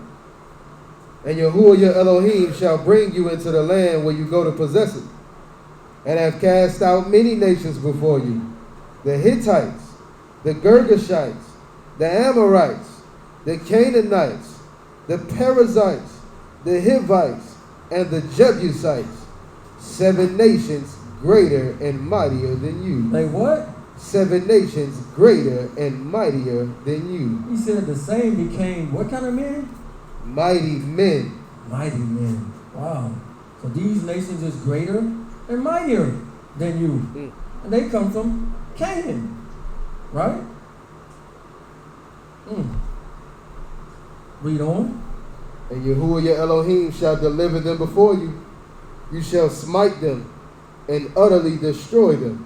You shall make no covenant with them, nor nor show mercy unto them. Neither shall you make marriages with them. Your daughter you shall not give unto his sons, nor his daughter shall you take unto your sons. So right here it's about marriage. Don't marry these people. Be ye not unequally yoked with what? Unbelievers. Because they're going to corrupt you, right? Same thing happened before the flood. It's not some fantastic thing of 400-foot or 50-foot people running around on earth. We lose all common sense with this stuff. So if somebody is 50 feet, how in the world can an angel come down and sleep with a normal woman that's about 5'5", and they birth somebody that walks around 50 feet? How? I see a hand. Go ahead.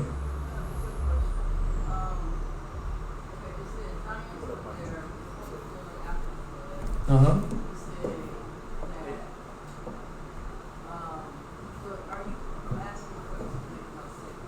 Are you saying that there were no giants? Hold on, say that again. Is this reputation? Is what you're saying the giants are? No.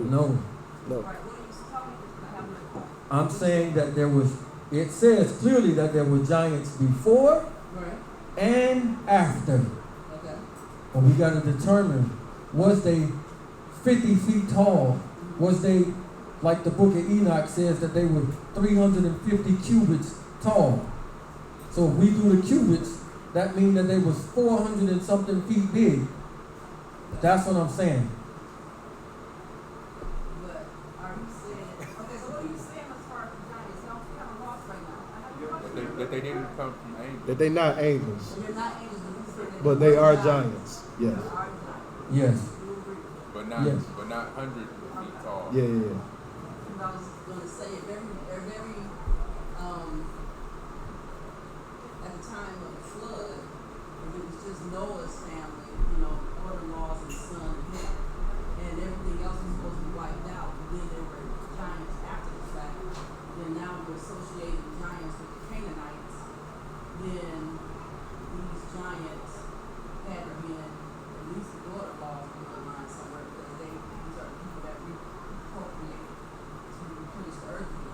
which sounds nice, but can we show it? Can we read it? So you're not believing everything that every person destroyed. I believe that all of Cain was destroyed. So we would need book to show that they actually married the daughters of Cain to say this. This sounds good. I can see why you think that. But we need book to say it. Okay, no, I need some clarity. Okay. Okay. Do you agree that all flesh was destroyed at the time of the flood, outside of the 6 people that were on the ark? Yes. Yes. Okay. So, and you say you do believe there were giants. The giants did not come from angels. So Right. the giants had to come from the remaining folk that replenished the earth again. So How? because if there are giants after the fact, and if everyone was wiped out and only 6 people were supposed to be left on the ark to replenish the earth again, Okay. then the giants had to come, well 8 I mean. 8. 8. No, his wife. Then they had to come out of people that were left. And so we know, so the giants, so the giants had to come out of the 8 people that were left. So you do believe, you believe there were giants. Yes. You don't believe they came from angels getting busy with women. Nope. But you do believe that it's more than just nouns, their name. They were actually tall. Yes. Not as tall as what. We're going to show their height. We're going to show it. So remember, if it was before, Mashiach specifically referenced us to this time, right? So I mean, it's going to be here again. The same thing's got to come back again. So, do we believe that we in the end times now? In the last days. Has anybody seen a 50-foot man as of late? As of late.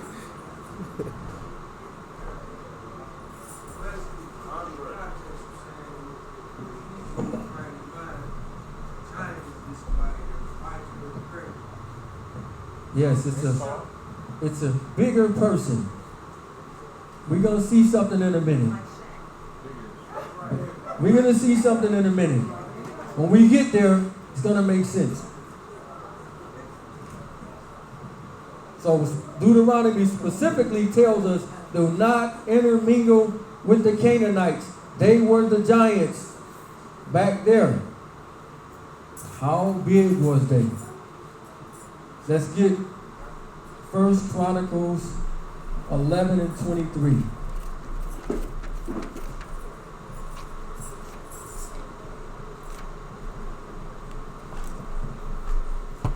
First Chronicles chapter 11 at verse 33.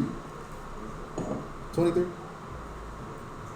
11 and 23. 23, I'm sorry. And he slew an Egyptian, a man of great stature. Of what? Great stature. It says he slew an Egyptian, a man of great stature. What do you think this great stature means? Height, right? Go ahead. 5 cubits high. How long is that? 5 cubits high. So it says he was of great stature. Somebody else look 5 cubits up for me.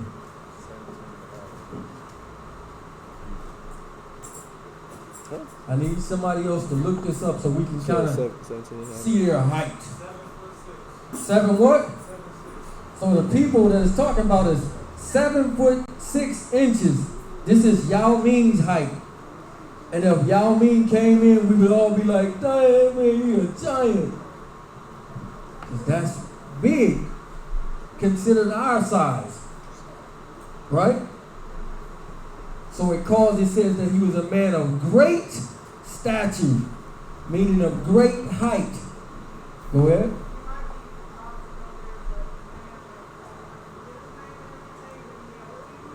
We're going there.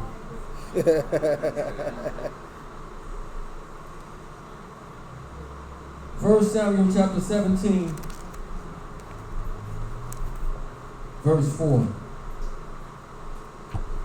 1 Samuel chapter 17 and verse 4. And there went out a champion out of the camp of the Philistines, named Goliath, of Gath, whose height was 6 cubits and a span. Now look up his height. 6 cubits and a span. 9 feet. Far, far, far from 50 feet. Far, far, far from walking around rumbling and tumbling, stomping and making cars move when you walk. Movie stuff. No Godzilla heights. No. Deuteronomy chapter 3, verse 11. Photoshop.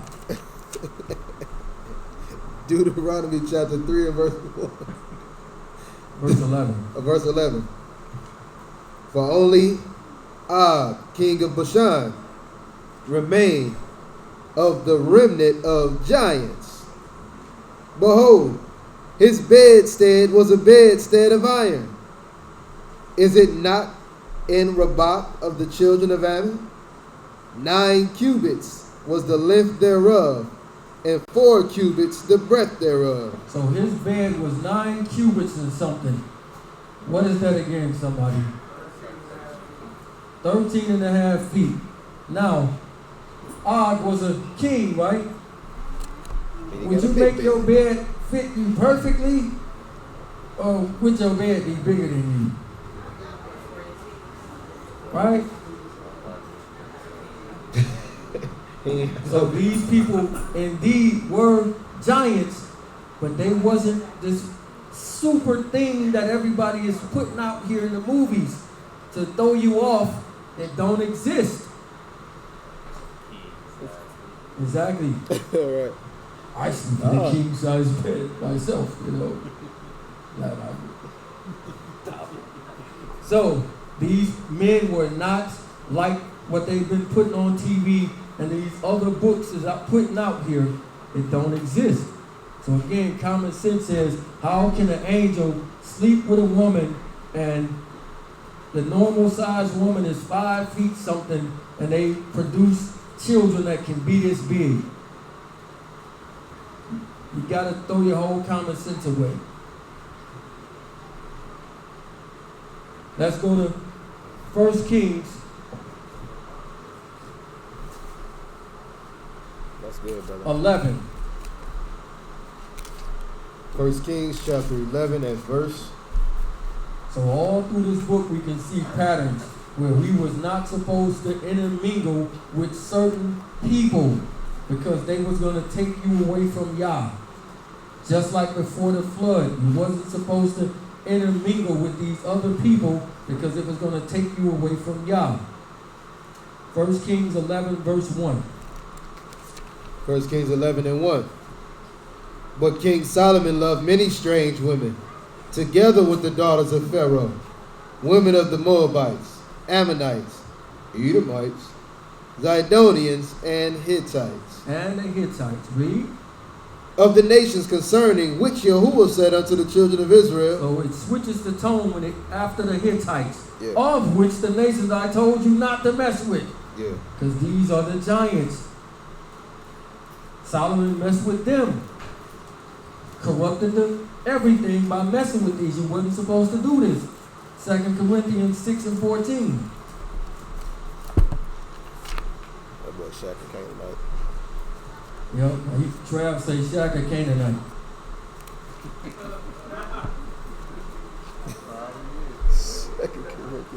They are the famous men that's on earth who can get all wives as they choose.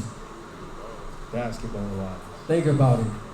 Shaq can come and almost get anybody's wife because he got money. Famous, of renown, men of renown. Yep. Yep, Manu Bowl, definitely a night. I don't know. I'm messing around with So he definitely a night. I'm just joking on that. I don't know. Read that. Where you at? 2 Corinthians 6:14. 2 Corinthians 6:14. Be you not unequally yoked together with unbelievers. With what? Unbelievers. You're not supposed to mix with unbelievers. Cain's seed line was a godless seed line. You wasn't supposed to mix with them. Mm-hmm. Genesis 6:3. There's a knife. That is funny. Genesis 6:3. And Yahuwah said, my Ruach shall not always strive with man, for that he also is flesh. He is what? He also is flesh. He is flesh. 1 Corinthians 15:39.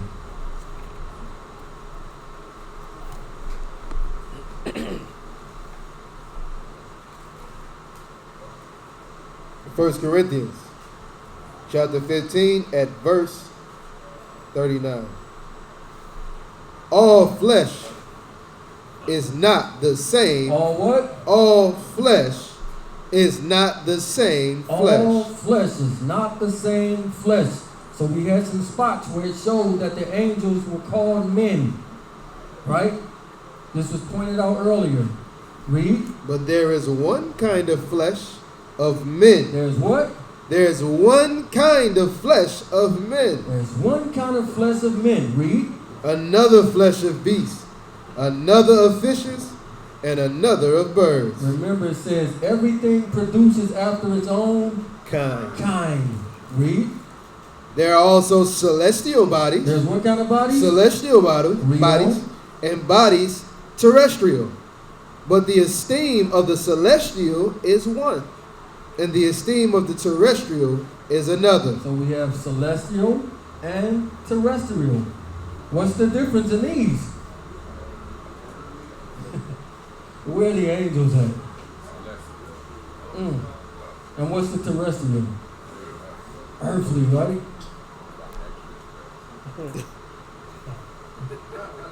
What book chapter? The book of E.T., huh? See, extraterrestrial would be the giants. You know what I'm saying? You feel me? That's exactly. The giants. Extra. Little bump on it. Back to Genesis 6:3. Bereshit, Genesis 6:3. And Yahuwah said, my Ruach shall not always strive with man, for that he also is flesh. He's what? Also is flesh. Read. Yet his days shall be 120 years. There were giants in the earth in those days, and also after that, when the sons of Elohim came in unto the daughters of men, and they bare them children to them. The same became mighty men. Became what? Became mighty men. They became mighty men. 2 Samuel chapter 10, verse 7.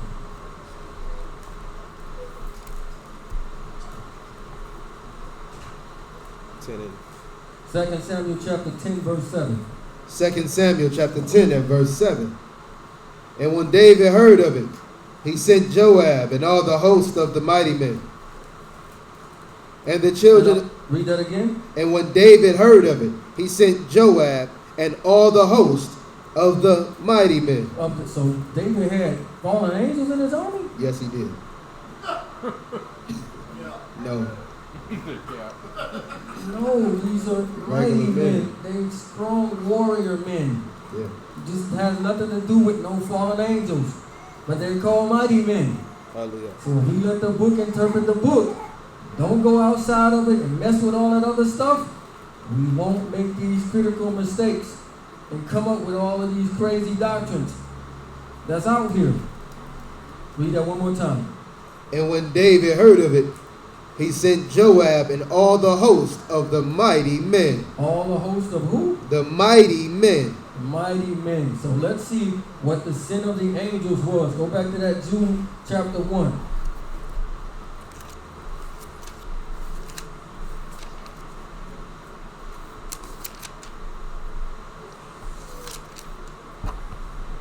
The Epistle of Judah.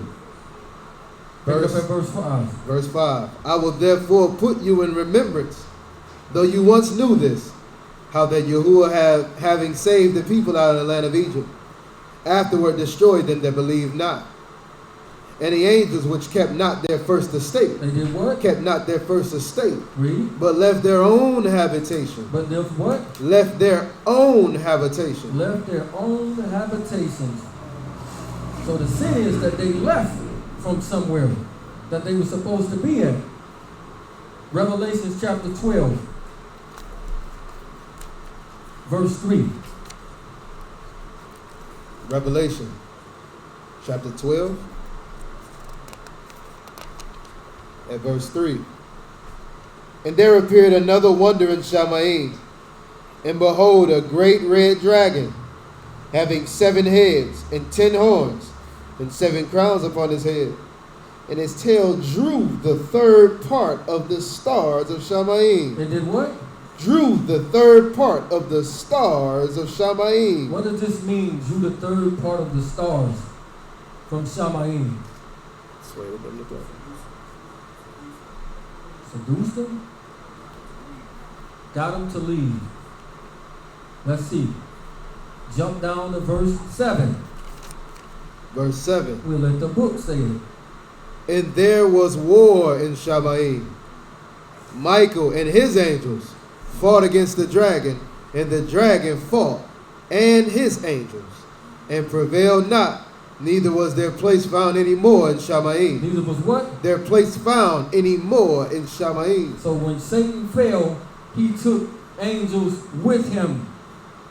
This is how they left their habitations. The sin was leaving from Yah and joining Satan, not going in and sleeping with women. Verse 9. And the great dragon was cast out, that old serpent called the devil and Shaitan, which deceived the whole world. He was cast out into the earth, and his angels. And what? And his angels. And his angels were cast out with him. So the thing is that they left from their habitation and came down with Satan. But it never mentions anything about sleeping with women. This is all added into it with other books. We can come up with this stuff, but with the scriptures, you cannot come up with this on your own. So again, we see this. Now we got to address this other thing that I mentioned earlier. Go back to Genesis chapter 6, verse 5.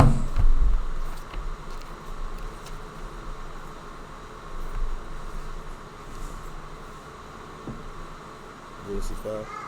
Genesis 6, pick it up at verse 5. Genesis 6 and 5. And the Most High saw that the wickedness of man was great in the earth. Notice who he's going to be mad at. The wickedness of man was great in the earth. Read. And that every imagination of the thoughts of his heart was only... Of his heart. Who is his? Man. Man, right? Read. Was only evil continually.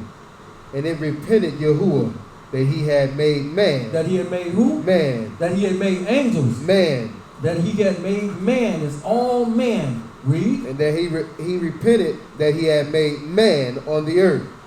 And it grieved him at his heart. And Yahuwah said, I will destroy man. I will destroy who? Man. I will destroy the angels. Man. Man, read. Whom I created from the face of the earth. Both man and beast. Both man and beast. What would the angels have to do with the beast? For him destroying them as well. Read. And the creeping thing and the fowls of the air, for it repent me that I have made them. That I did what? That I made them. It repent him that he's made man, creeping thing, cattle, and beast. Read. These are the generations of Noah. These are what? The generations of Noah. These are the generations of Noah. So now, when everybody sinned, when Satan sinned, it was a punishment handed out directly to him. All through Genesis chapter 6, Yah shows that I am mad at man. Over and over and over again through the chapter, I'm mad at man for doing this. Yeah. Let's go back. Let's let the book interpret Genesis chapter 3, verse 14. It was 3 people involved in this sin. Genesis chapter 3, verse 14. And Yahuwah said unto the serpent, Because you have done this. Because what? Because you have done this. Read. You are cursed above all cattle, above every beast of the field. Upon your belly shall you go, and dust shall you eat all the days of your life. I will put enmity between you and the woman, between your seed and her seed. It shall bruise your head, and you shall bruise his heel. Because Satan done this, he receives a direct punishment. Read. Unto the woman he said, I will greatly multiply your sorrow and your conception. In sorrow you shall bring forth children, and your desire shall be to your husband, and he shall rule over you. You got the second party. Read. And unto Adam he said, because you have listened to the voice of your wife, and have eaten of the tree which I commanded you, saying you shall not eat of it. Cursed is the ground for your sake. In sorrow shall you eat of it all the days of your life. So everybody that was involved in this, he punishes them right here. But when we get to Genesis chapter 6, he just keep talking about man the whole time. He never once say, and for the angels, since you've done this, I'm going to do this to you. You don't do that. We have to add that in there with speculation. So now, let's address this. D, I need you to get this for me. Get Genesis chapter 5. Trav, you get Genesis chapter 4. Trav, Genesis chapter 4, verse 1. Genesis 4:1. And Adam knew Eve his wife, and she conceived and bare Cain, and said, I have gotten a man from Yahuwah. I've gotten what? A man from Yahuwah. I've gotten a man from Yahuwah.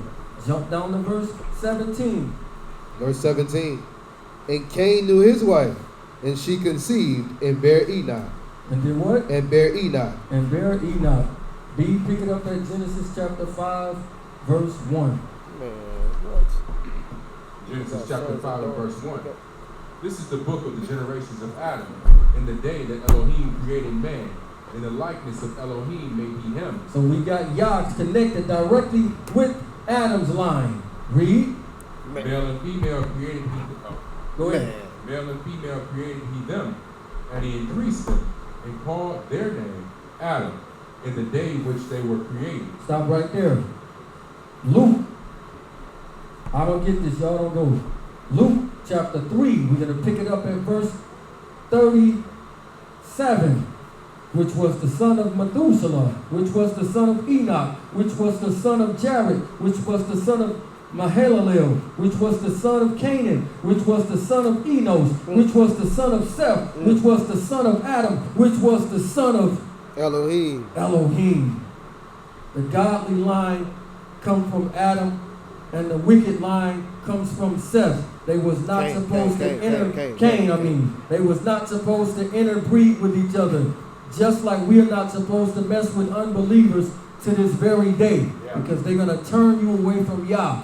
One more time, verse 38, which was the son of Enos, which was the son of Seth, which was the son of Adam, which was the son of God. We can't show Cain ever being called a son. Calls him a man. Right? What's the plural of man? Men. Men. When the sons of God came into the daughters of men. So this is why she say, I have gotten a man from Yah, because he's the father of these wicked men. It's no fantastical type of craziness that's going on. It's point blank period. It's right here. Now, we don't be in that lineage.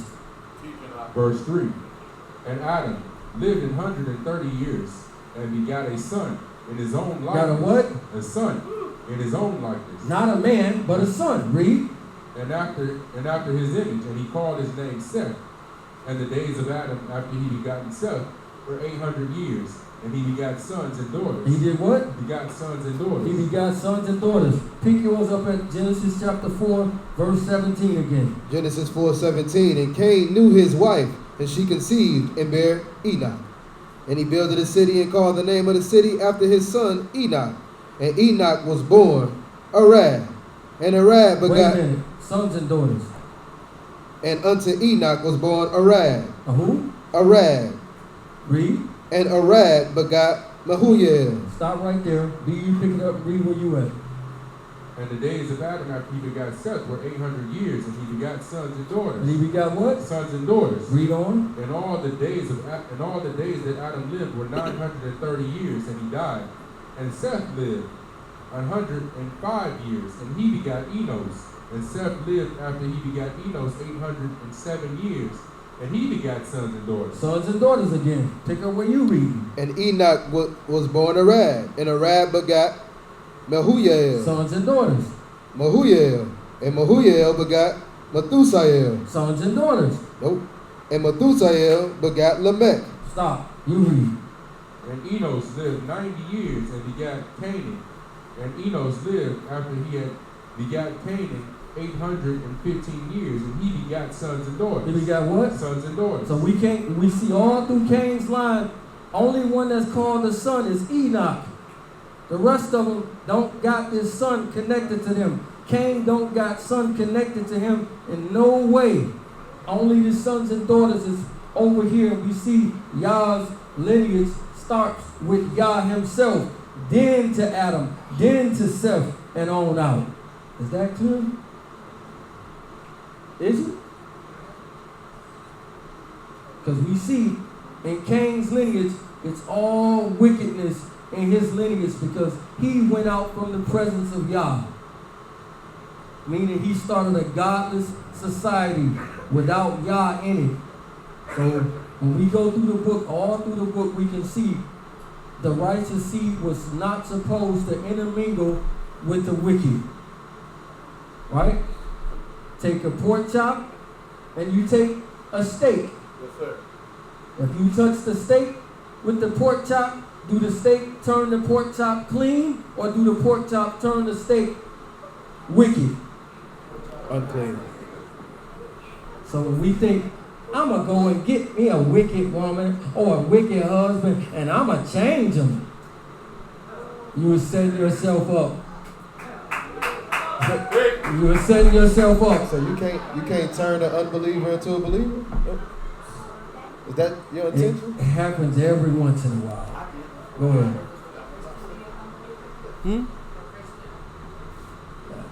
Yes.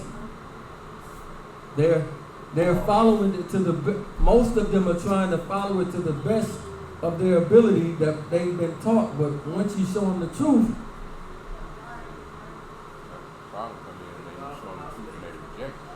exactly. And always remember, like my Akbi said, it don't matter what nobody tell you. I don't care if they say, oh, I'm a believer now, or I'm doing this, or I'm doing that. Their actions are what you go by over a period of time.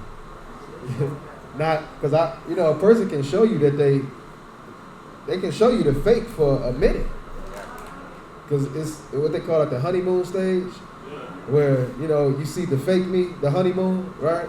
That honeymoon is a fake life. Like we leave our regular life and we go and live a fake life for a minute, and then we come back to what? Reality. So that honeymoon phase is the fake. If you can weather the storm and get past the fake life, and you see the reality of the person, then you'll know. Tree is known by their fruit.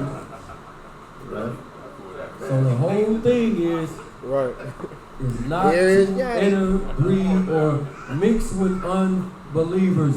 It was clear that Cain was an unbeliever. Hallelujah. He did what he did. He went and started a godless society, and Adam's other children was not supposed to intermix with them, and they did. This is why women love, quote unquote, bad boys. This is why men love the quote unquote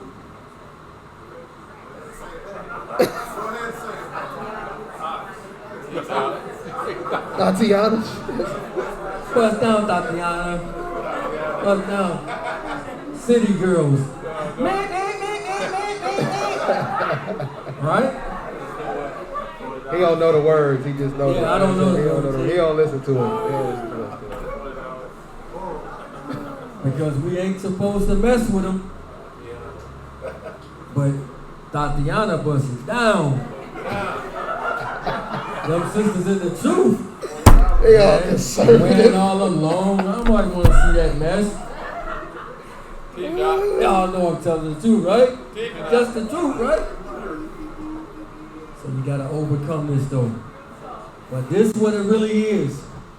No angels ain't come down and do this.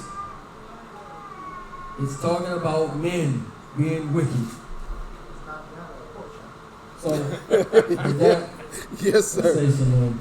Hallelujah. Questions, comments, concerns, you like it, you hate it, you love. Okay, we got 2 questions. Go ahead, sis. Hold on. She like, I don't need that mic player.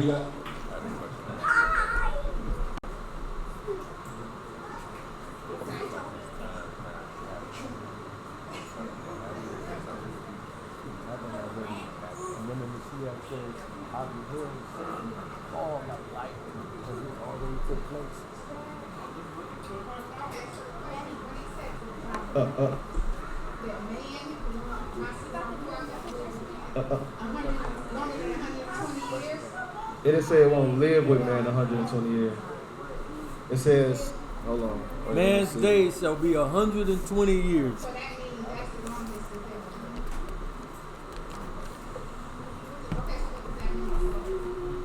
It's pointing to something else. So 120 years, Moses' life is broken up into 3 40-year periods, which Moses lived to be 120 years, right? So it's been commonly taught. Go to that scripture, right?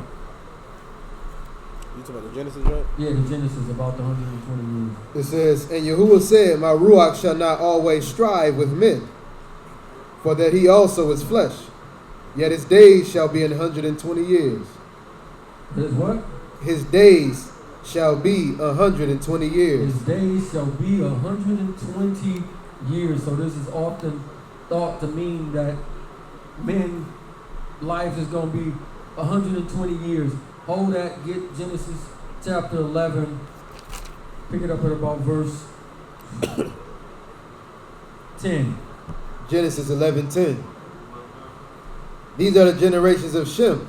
Shem was 100 years old and begot Ham 2 years after the flood. And Shem lived and he begot Ham 500 years and begot son 500 years. So as we can see even after this, Shem is 500 something years old. So it can't mean that. Right?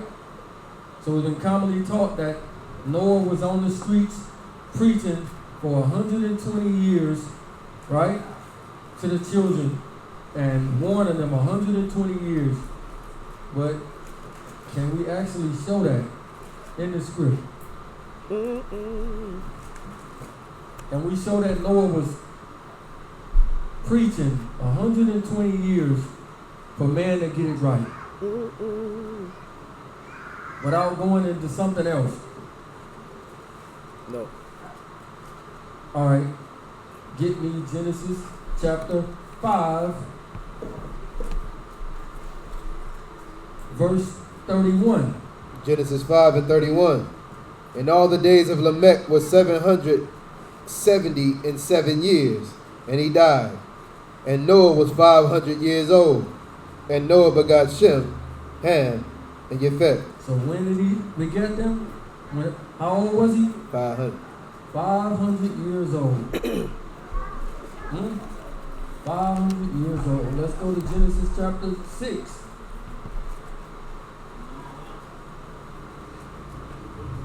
Verse 10. One moment.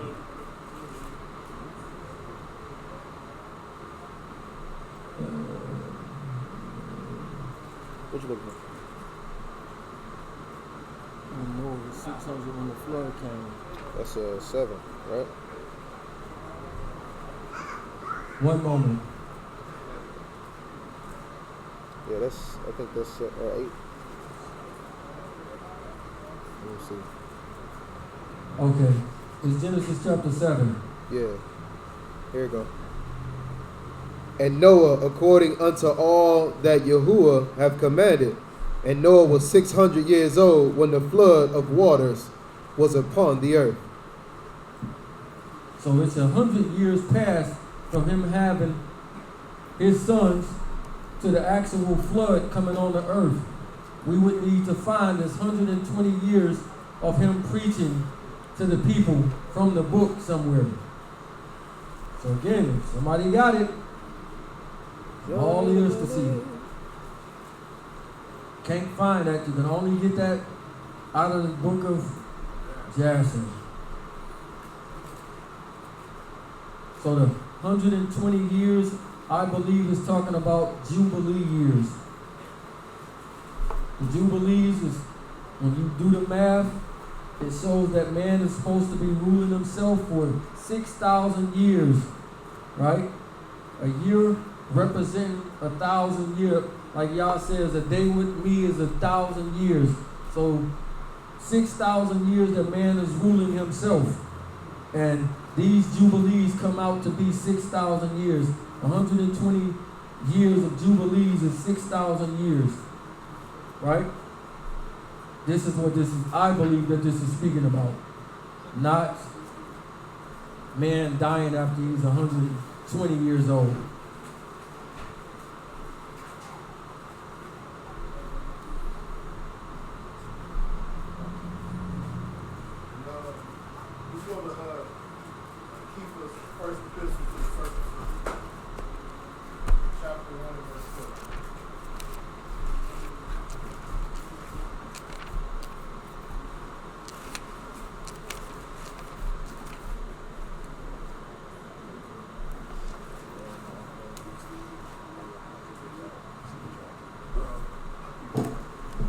Where we going? 1 Peter chapter 1 and 12.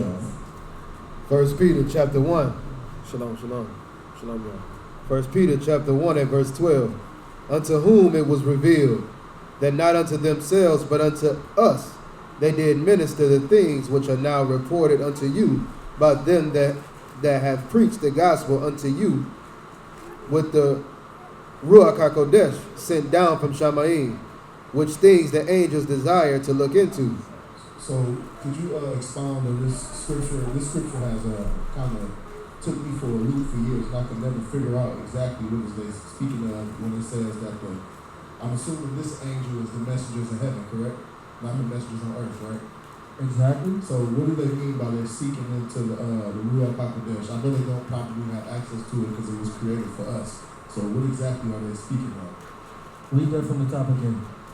Unto whom it was revealed that not unto themselves, but unto us. But unto who? But unto us. But unto us being who? Read. They did minister the things which are now reported to you by them which have preached the gospel to you, with the Ruach HaKodesh sent down from Shamayim, which things that angels desire to look into. So what don't you get about this? It's saying that the angels would desire to get the same thing that humans get with this knowledge right here. About Mashiach. I thought, I understand that, but angels were ready, so I'm assuming that they had more knowledge already. So I just want to understand what exactly are they trying to look into about the Ruach HaKodesh.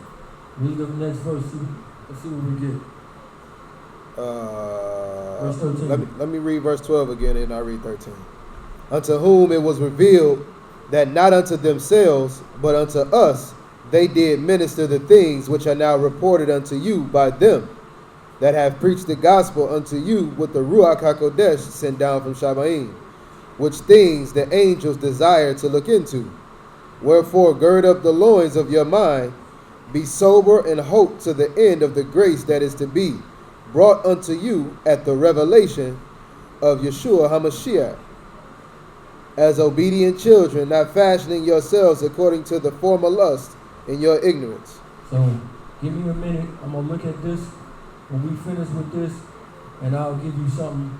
I don't want to tell you nothing that ain't right. So I'm going to look at this for a minute, and I'll get back with you in a minute. We got any more questions in here? Oh, okay. I got a quick question. Okay, when you mentioned about Satan, and you saying that he was the serpent, like when you talk about that part in Genesis. Now, Hey.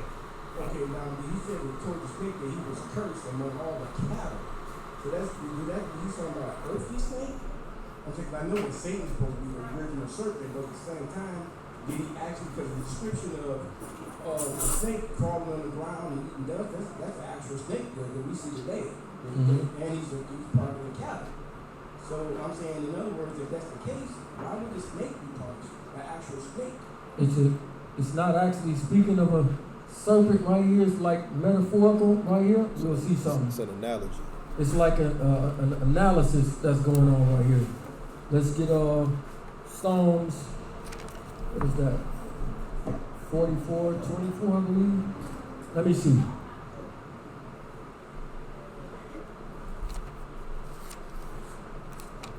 Psalms 44:24. It say, wherefore hide you your face and forgot our affliction and our oppression, for our soul is bowed down. Yeah, that's what I want. Psalms chapter 44, verse 24. Wherefore hide you your face and forget our affliction and our oppression, for our soul is bowed down to the dust. Our what? Our soul is bowed down to the dust. We going? Our belly cleave unto the earth. So this is man speaking right here. It says, wherefore our souls bow down to the earth. Then he says, and our belly cleaves to the, read that one more time. For our soul is bowed down to the dust, and our belly cleave unto the earth. So this is not literal right here, but it's pointing all the way back to this. Is mean that Satan is being took down to a low state, not that he actually on the ground, so to speak. And you got the dust of the earth, right? So we was made of the dust of the earth. So Right. And we are made of the dust of the ground. So when it says you shall feed off dust, it means he feeds off death. Because we go back to dust when we die. And his whole mission is to get you to die. the other death.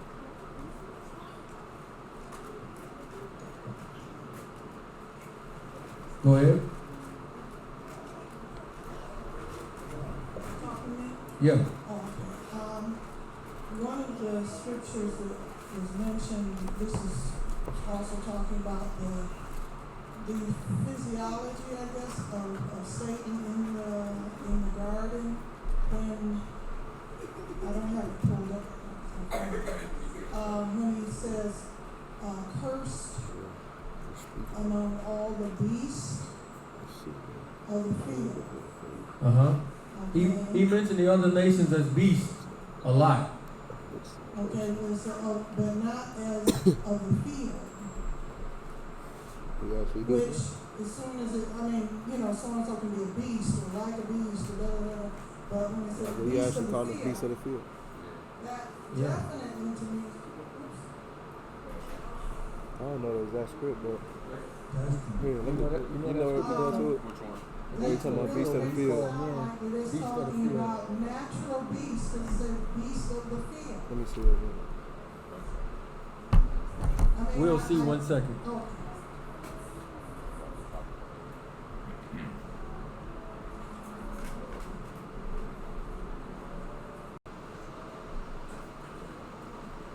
I think it's in like Deuteronomy somewhere.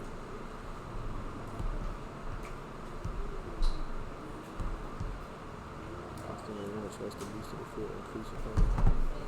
7:22 says, yeah, that's it.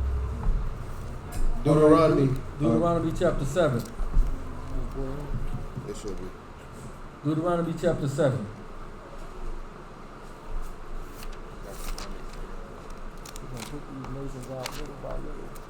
Deuteronomy chapter 7 and verse 2.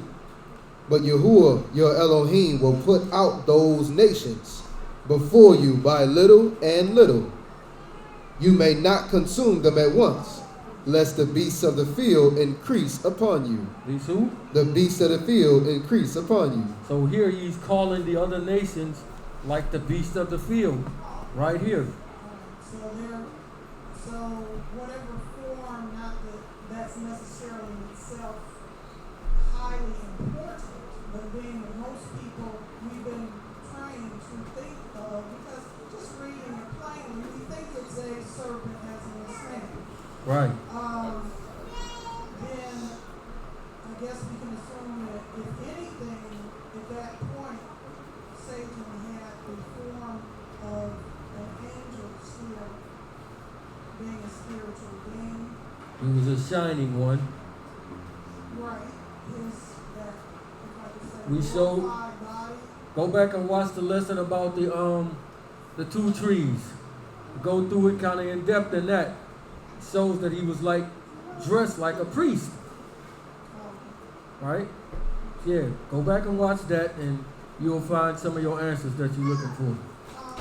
This might be, I hope this is just a quick one on my part to be answered, but as you were talking about the sons of Elohim and the sons of men being the 2 people that come to mind being called the sons of men, men and their characteristics. I believe Ezekiel, he kept calling son of man, son of man, son of man. And then Yeshua was called son of man and son of Elohim.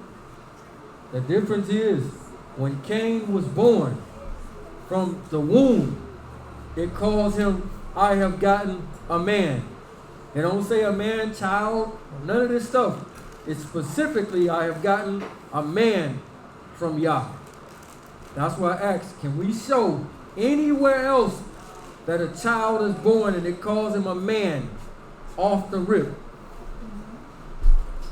And I showed why it's calling him a man, because the plural man is men. So the sons of men are from Cain, because he starts it off.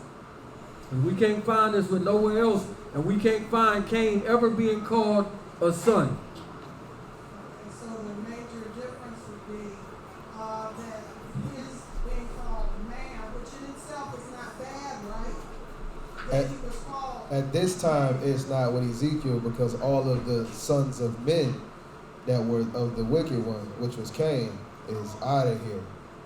So there is no more of that lineage to actually be called sons of men in that regard. Okay, so that's a different definition. Right, because they done. That was totally different. So yeah, so like just looking at it like this, if Cain was the man, right, who was begotten, then all of his children were called the sons of men, right? All of his children were wiped off the face of the earth. So now when you see the title man after this, it's not associated with Cain and his lineage. You get what I'm saying? Exactly. Yeah. So that's pretty much what it is with Ezekiel. So even though it's saying son of man, it's no association with Cain and his children, because they was wiped out. But if they came from that same bloodline being called sons of men, then you will be able to identify. He would be able to be identified with Cain to be of the wicked one. So unless, like she said earlier, that we can show that them daughters were Cain's children, if we can read it, right, then it's just going to be speculation.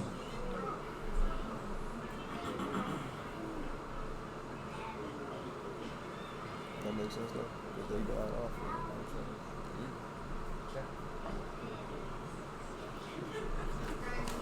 Before somebody said, it's only one scripture that I quote unquote can't get by, and that's Job 38.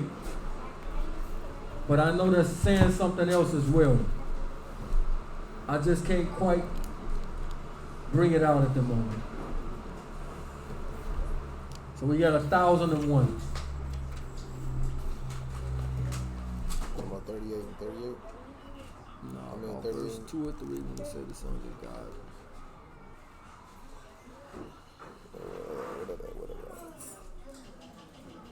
But I got a feeling somebody gonna probably ask it on the Somebody chat. said Esau was referred to as a man when he was born. It's after the fact. Oh, you're saying Esau is in she have gotten a man? Yeah, was referred to as a man. That's somebody. Book, chapter, and verse.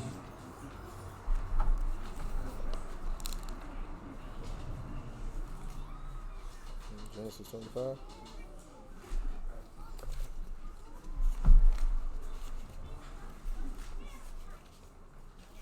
Turn it It says in the first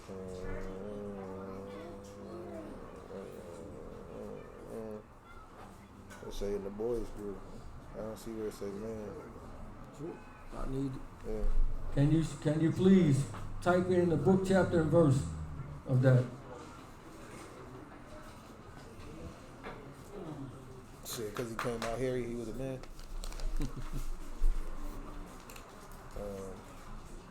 And Esau came out with a full beard, therefore he was. No.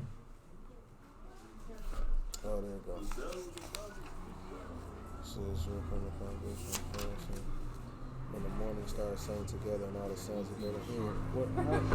How was that? That says when the morning stars sang together and all the sons of Elohim shouted for joy.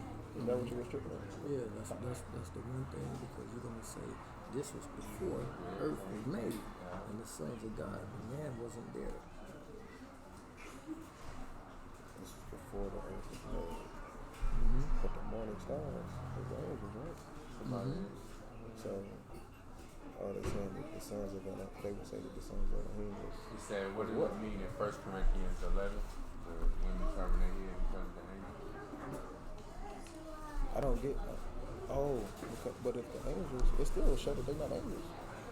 If the morning stars sang with the sons of Elohim, are you just saying what is two different sons of Elohim?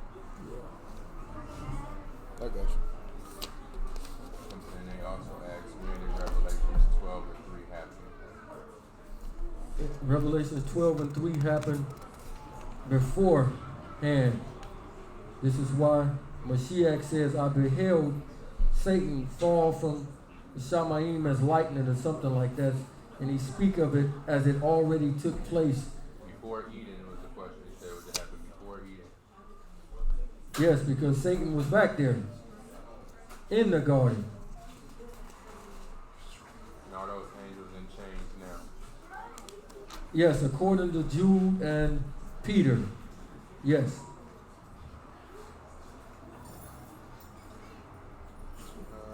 Bro. Check it out.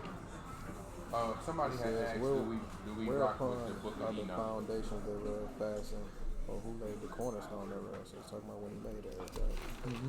It says, when the morning stars sang together and all the sons of Elohim shouted for joy. Or who shut up the sea with doors when they break forth, as if it had issue out of the wind. That's the flood. That sounds like the flood. It says, who shut up the sea with doors when they break forth, as if it issued out of the wind. Like I said, that, just in case they ask. Talking about the day.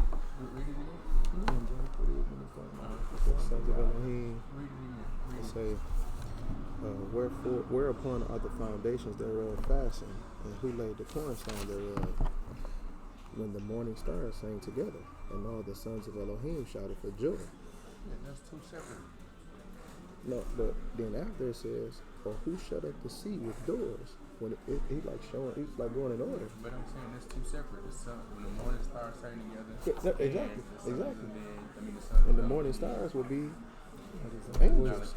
Right. And the sons of thought to be that this is before man was created. I used to use this scripture. To say that this happened before? No, to say that these sons of God is angels. Oh, yeah. Yeah. I get what you're saying. You want it concrete to make sure. That was it. The one for Uriah, right? I mean, we can chop it up about that afterwards, but what did he say? Peter? Smell that yard? Smell that yard? They are ready for communion. Where he says, no more questions? It says, of the salvation, it says,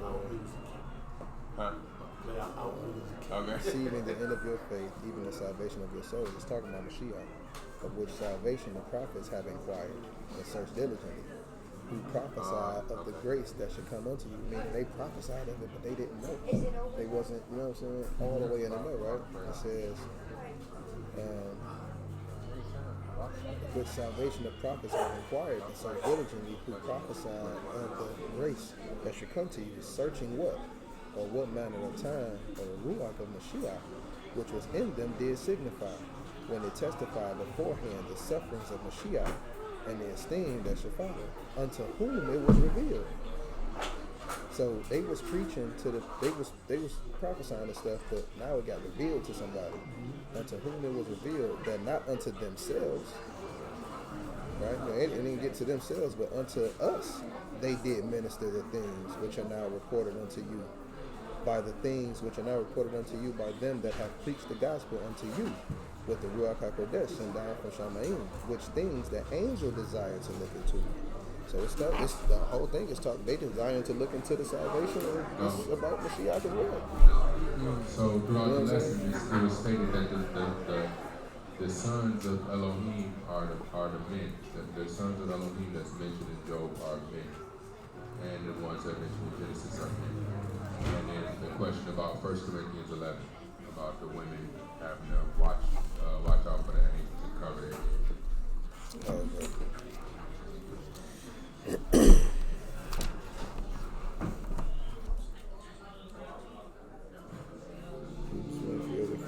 For this cause, not willing to have power over our head because of the angels. They must be this man without the limit. I can look that up in the different translations. Giving out gold and shofars. They're giving out gold and shofars. What's that first one? Giving out gold and 1 Corinthians 11, 9 and 10. I'd like to thank. Yeah, wrap that gavel up, B. Wrap that gavel up, B.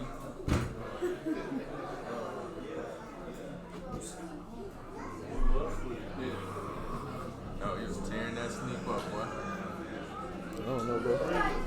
What verse is that? It's verse 9. I mean, verse 10, it says, 9 and 10, it says, for man also was not created for the woman, but woman for the man. Because of this, the woman ought to have authority over her head, because of the messengers. Man is not from the woman, but the woman from man. For man also was not created for the woman, but the woman for the man. Because of this, the woman ought to have authority over her head, because of the messengers. However, man is not independent of woman, nor woman independent of man in the Adam. For as the woman,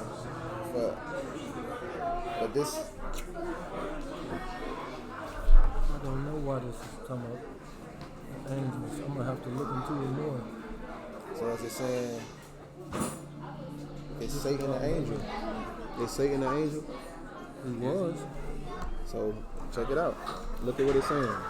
It said, however, man is not independent of woman, nor woman independent of man in the Adam. For as the woman was from the man, even so the man is through the woman. For all are from Elohim. Judge yourselves. It is proper for a woman to pray to Elohim with her head uncovered. Wait, no, I went down too far. What the verse say? Oh. So, it says, for man is not from woman, but woman from man. For man also was not created for the woman, but woman for the man.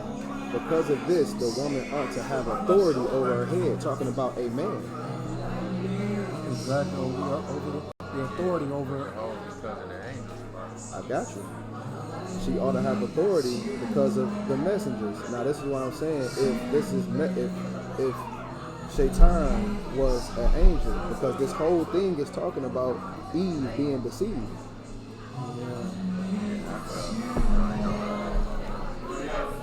We can get back to him on it, but we can get back with you on that Corinthians joint.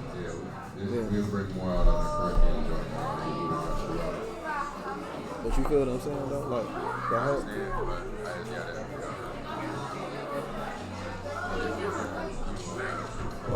What you see? What you see? As far as that goes, I don't know. Not necessarily, those messengers might not be angels. Those messengers, it's already translated.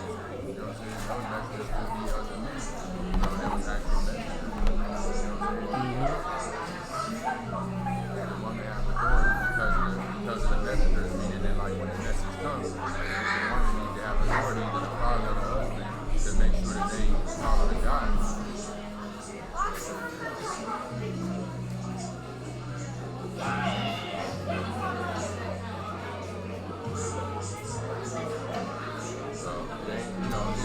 I honestly think. Well, this for sure to me is not talking about a physical head covering. It's talking about an authoritative figure, a male, you know what I'm saying?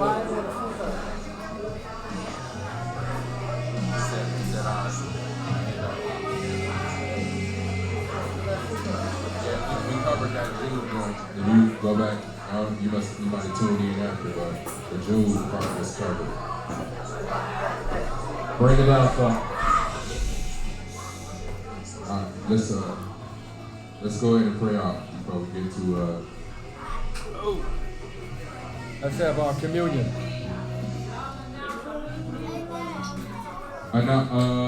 Yeah, we at Days In. Days In on the 8th. For atonement. We already locked in. Okay. I won't be here.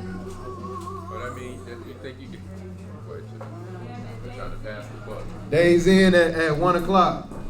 11. Oh, 11. So y'all can get there.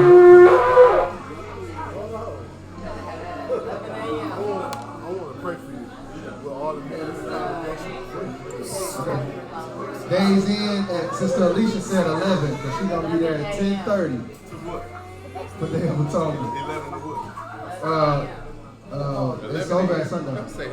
No, 1. She talking about say 11.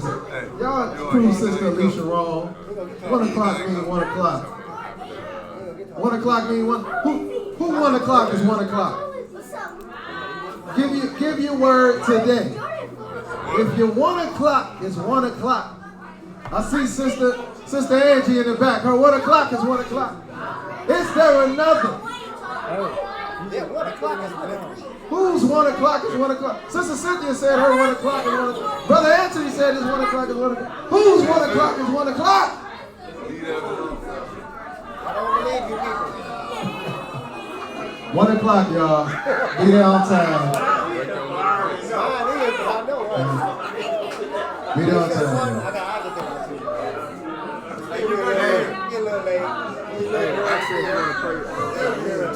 Yes. So say, you want to meet with all the sisters after we eat or after we pray out? After we serve communion. After we serve communion.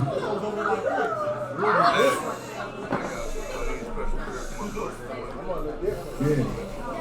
Well, I said we don't Heavenly Father, that you have favor, Heavenly Father, on him, Heavenly Father, and that you let the world have favor towards him, Heavenly Father, and let righteousness prevail, Heavenly Father.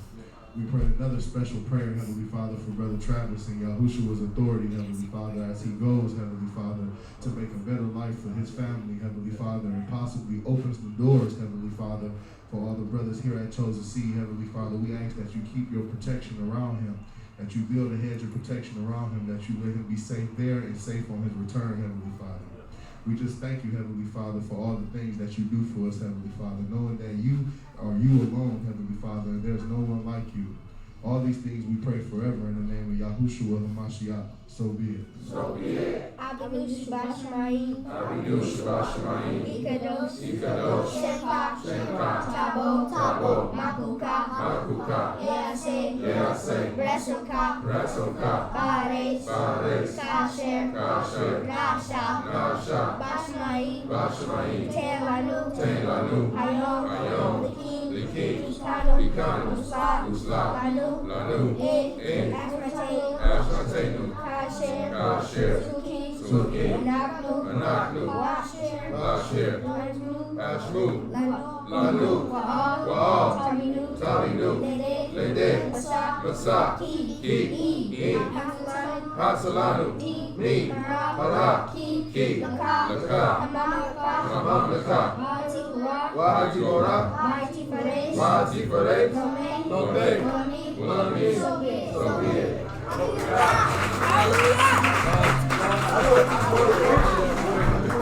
Goodbye.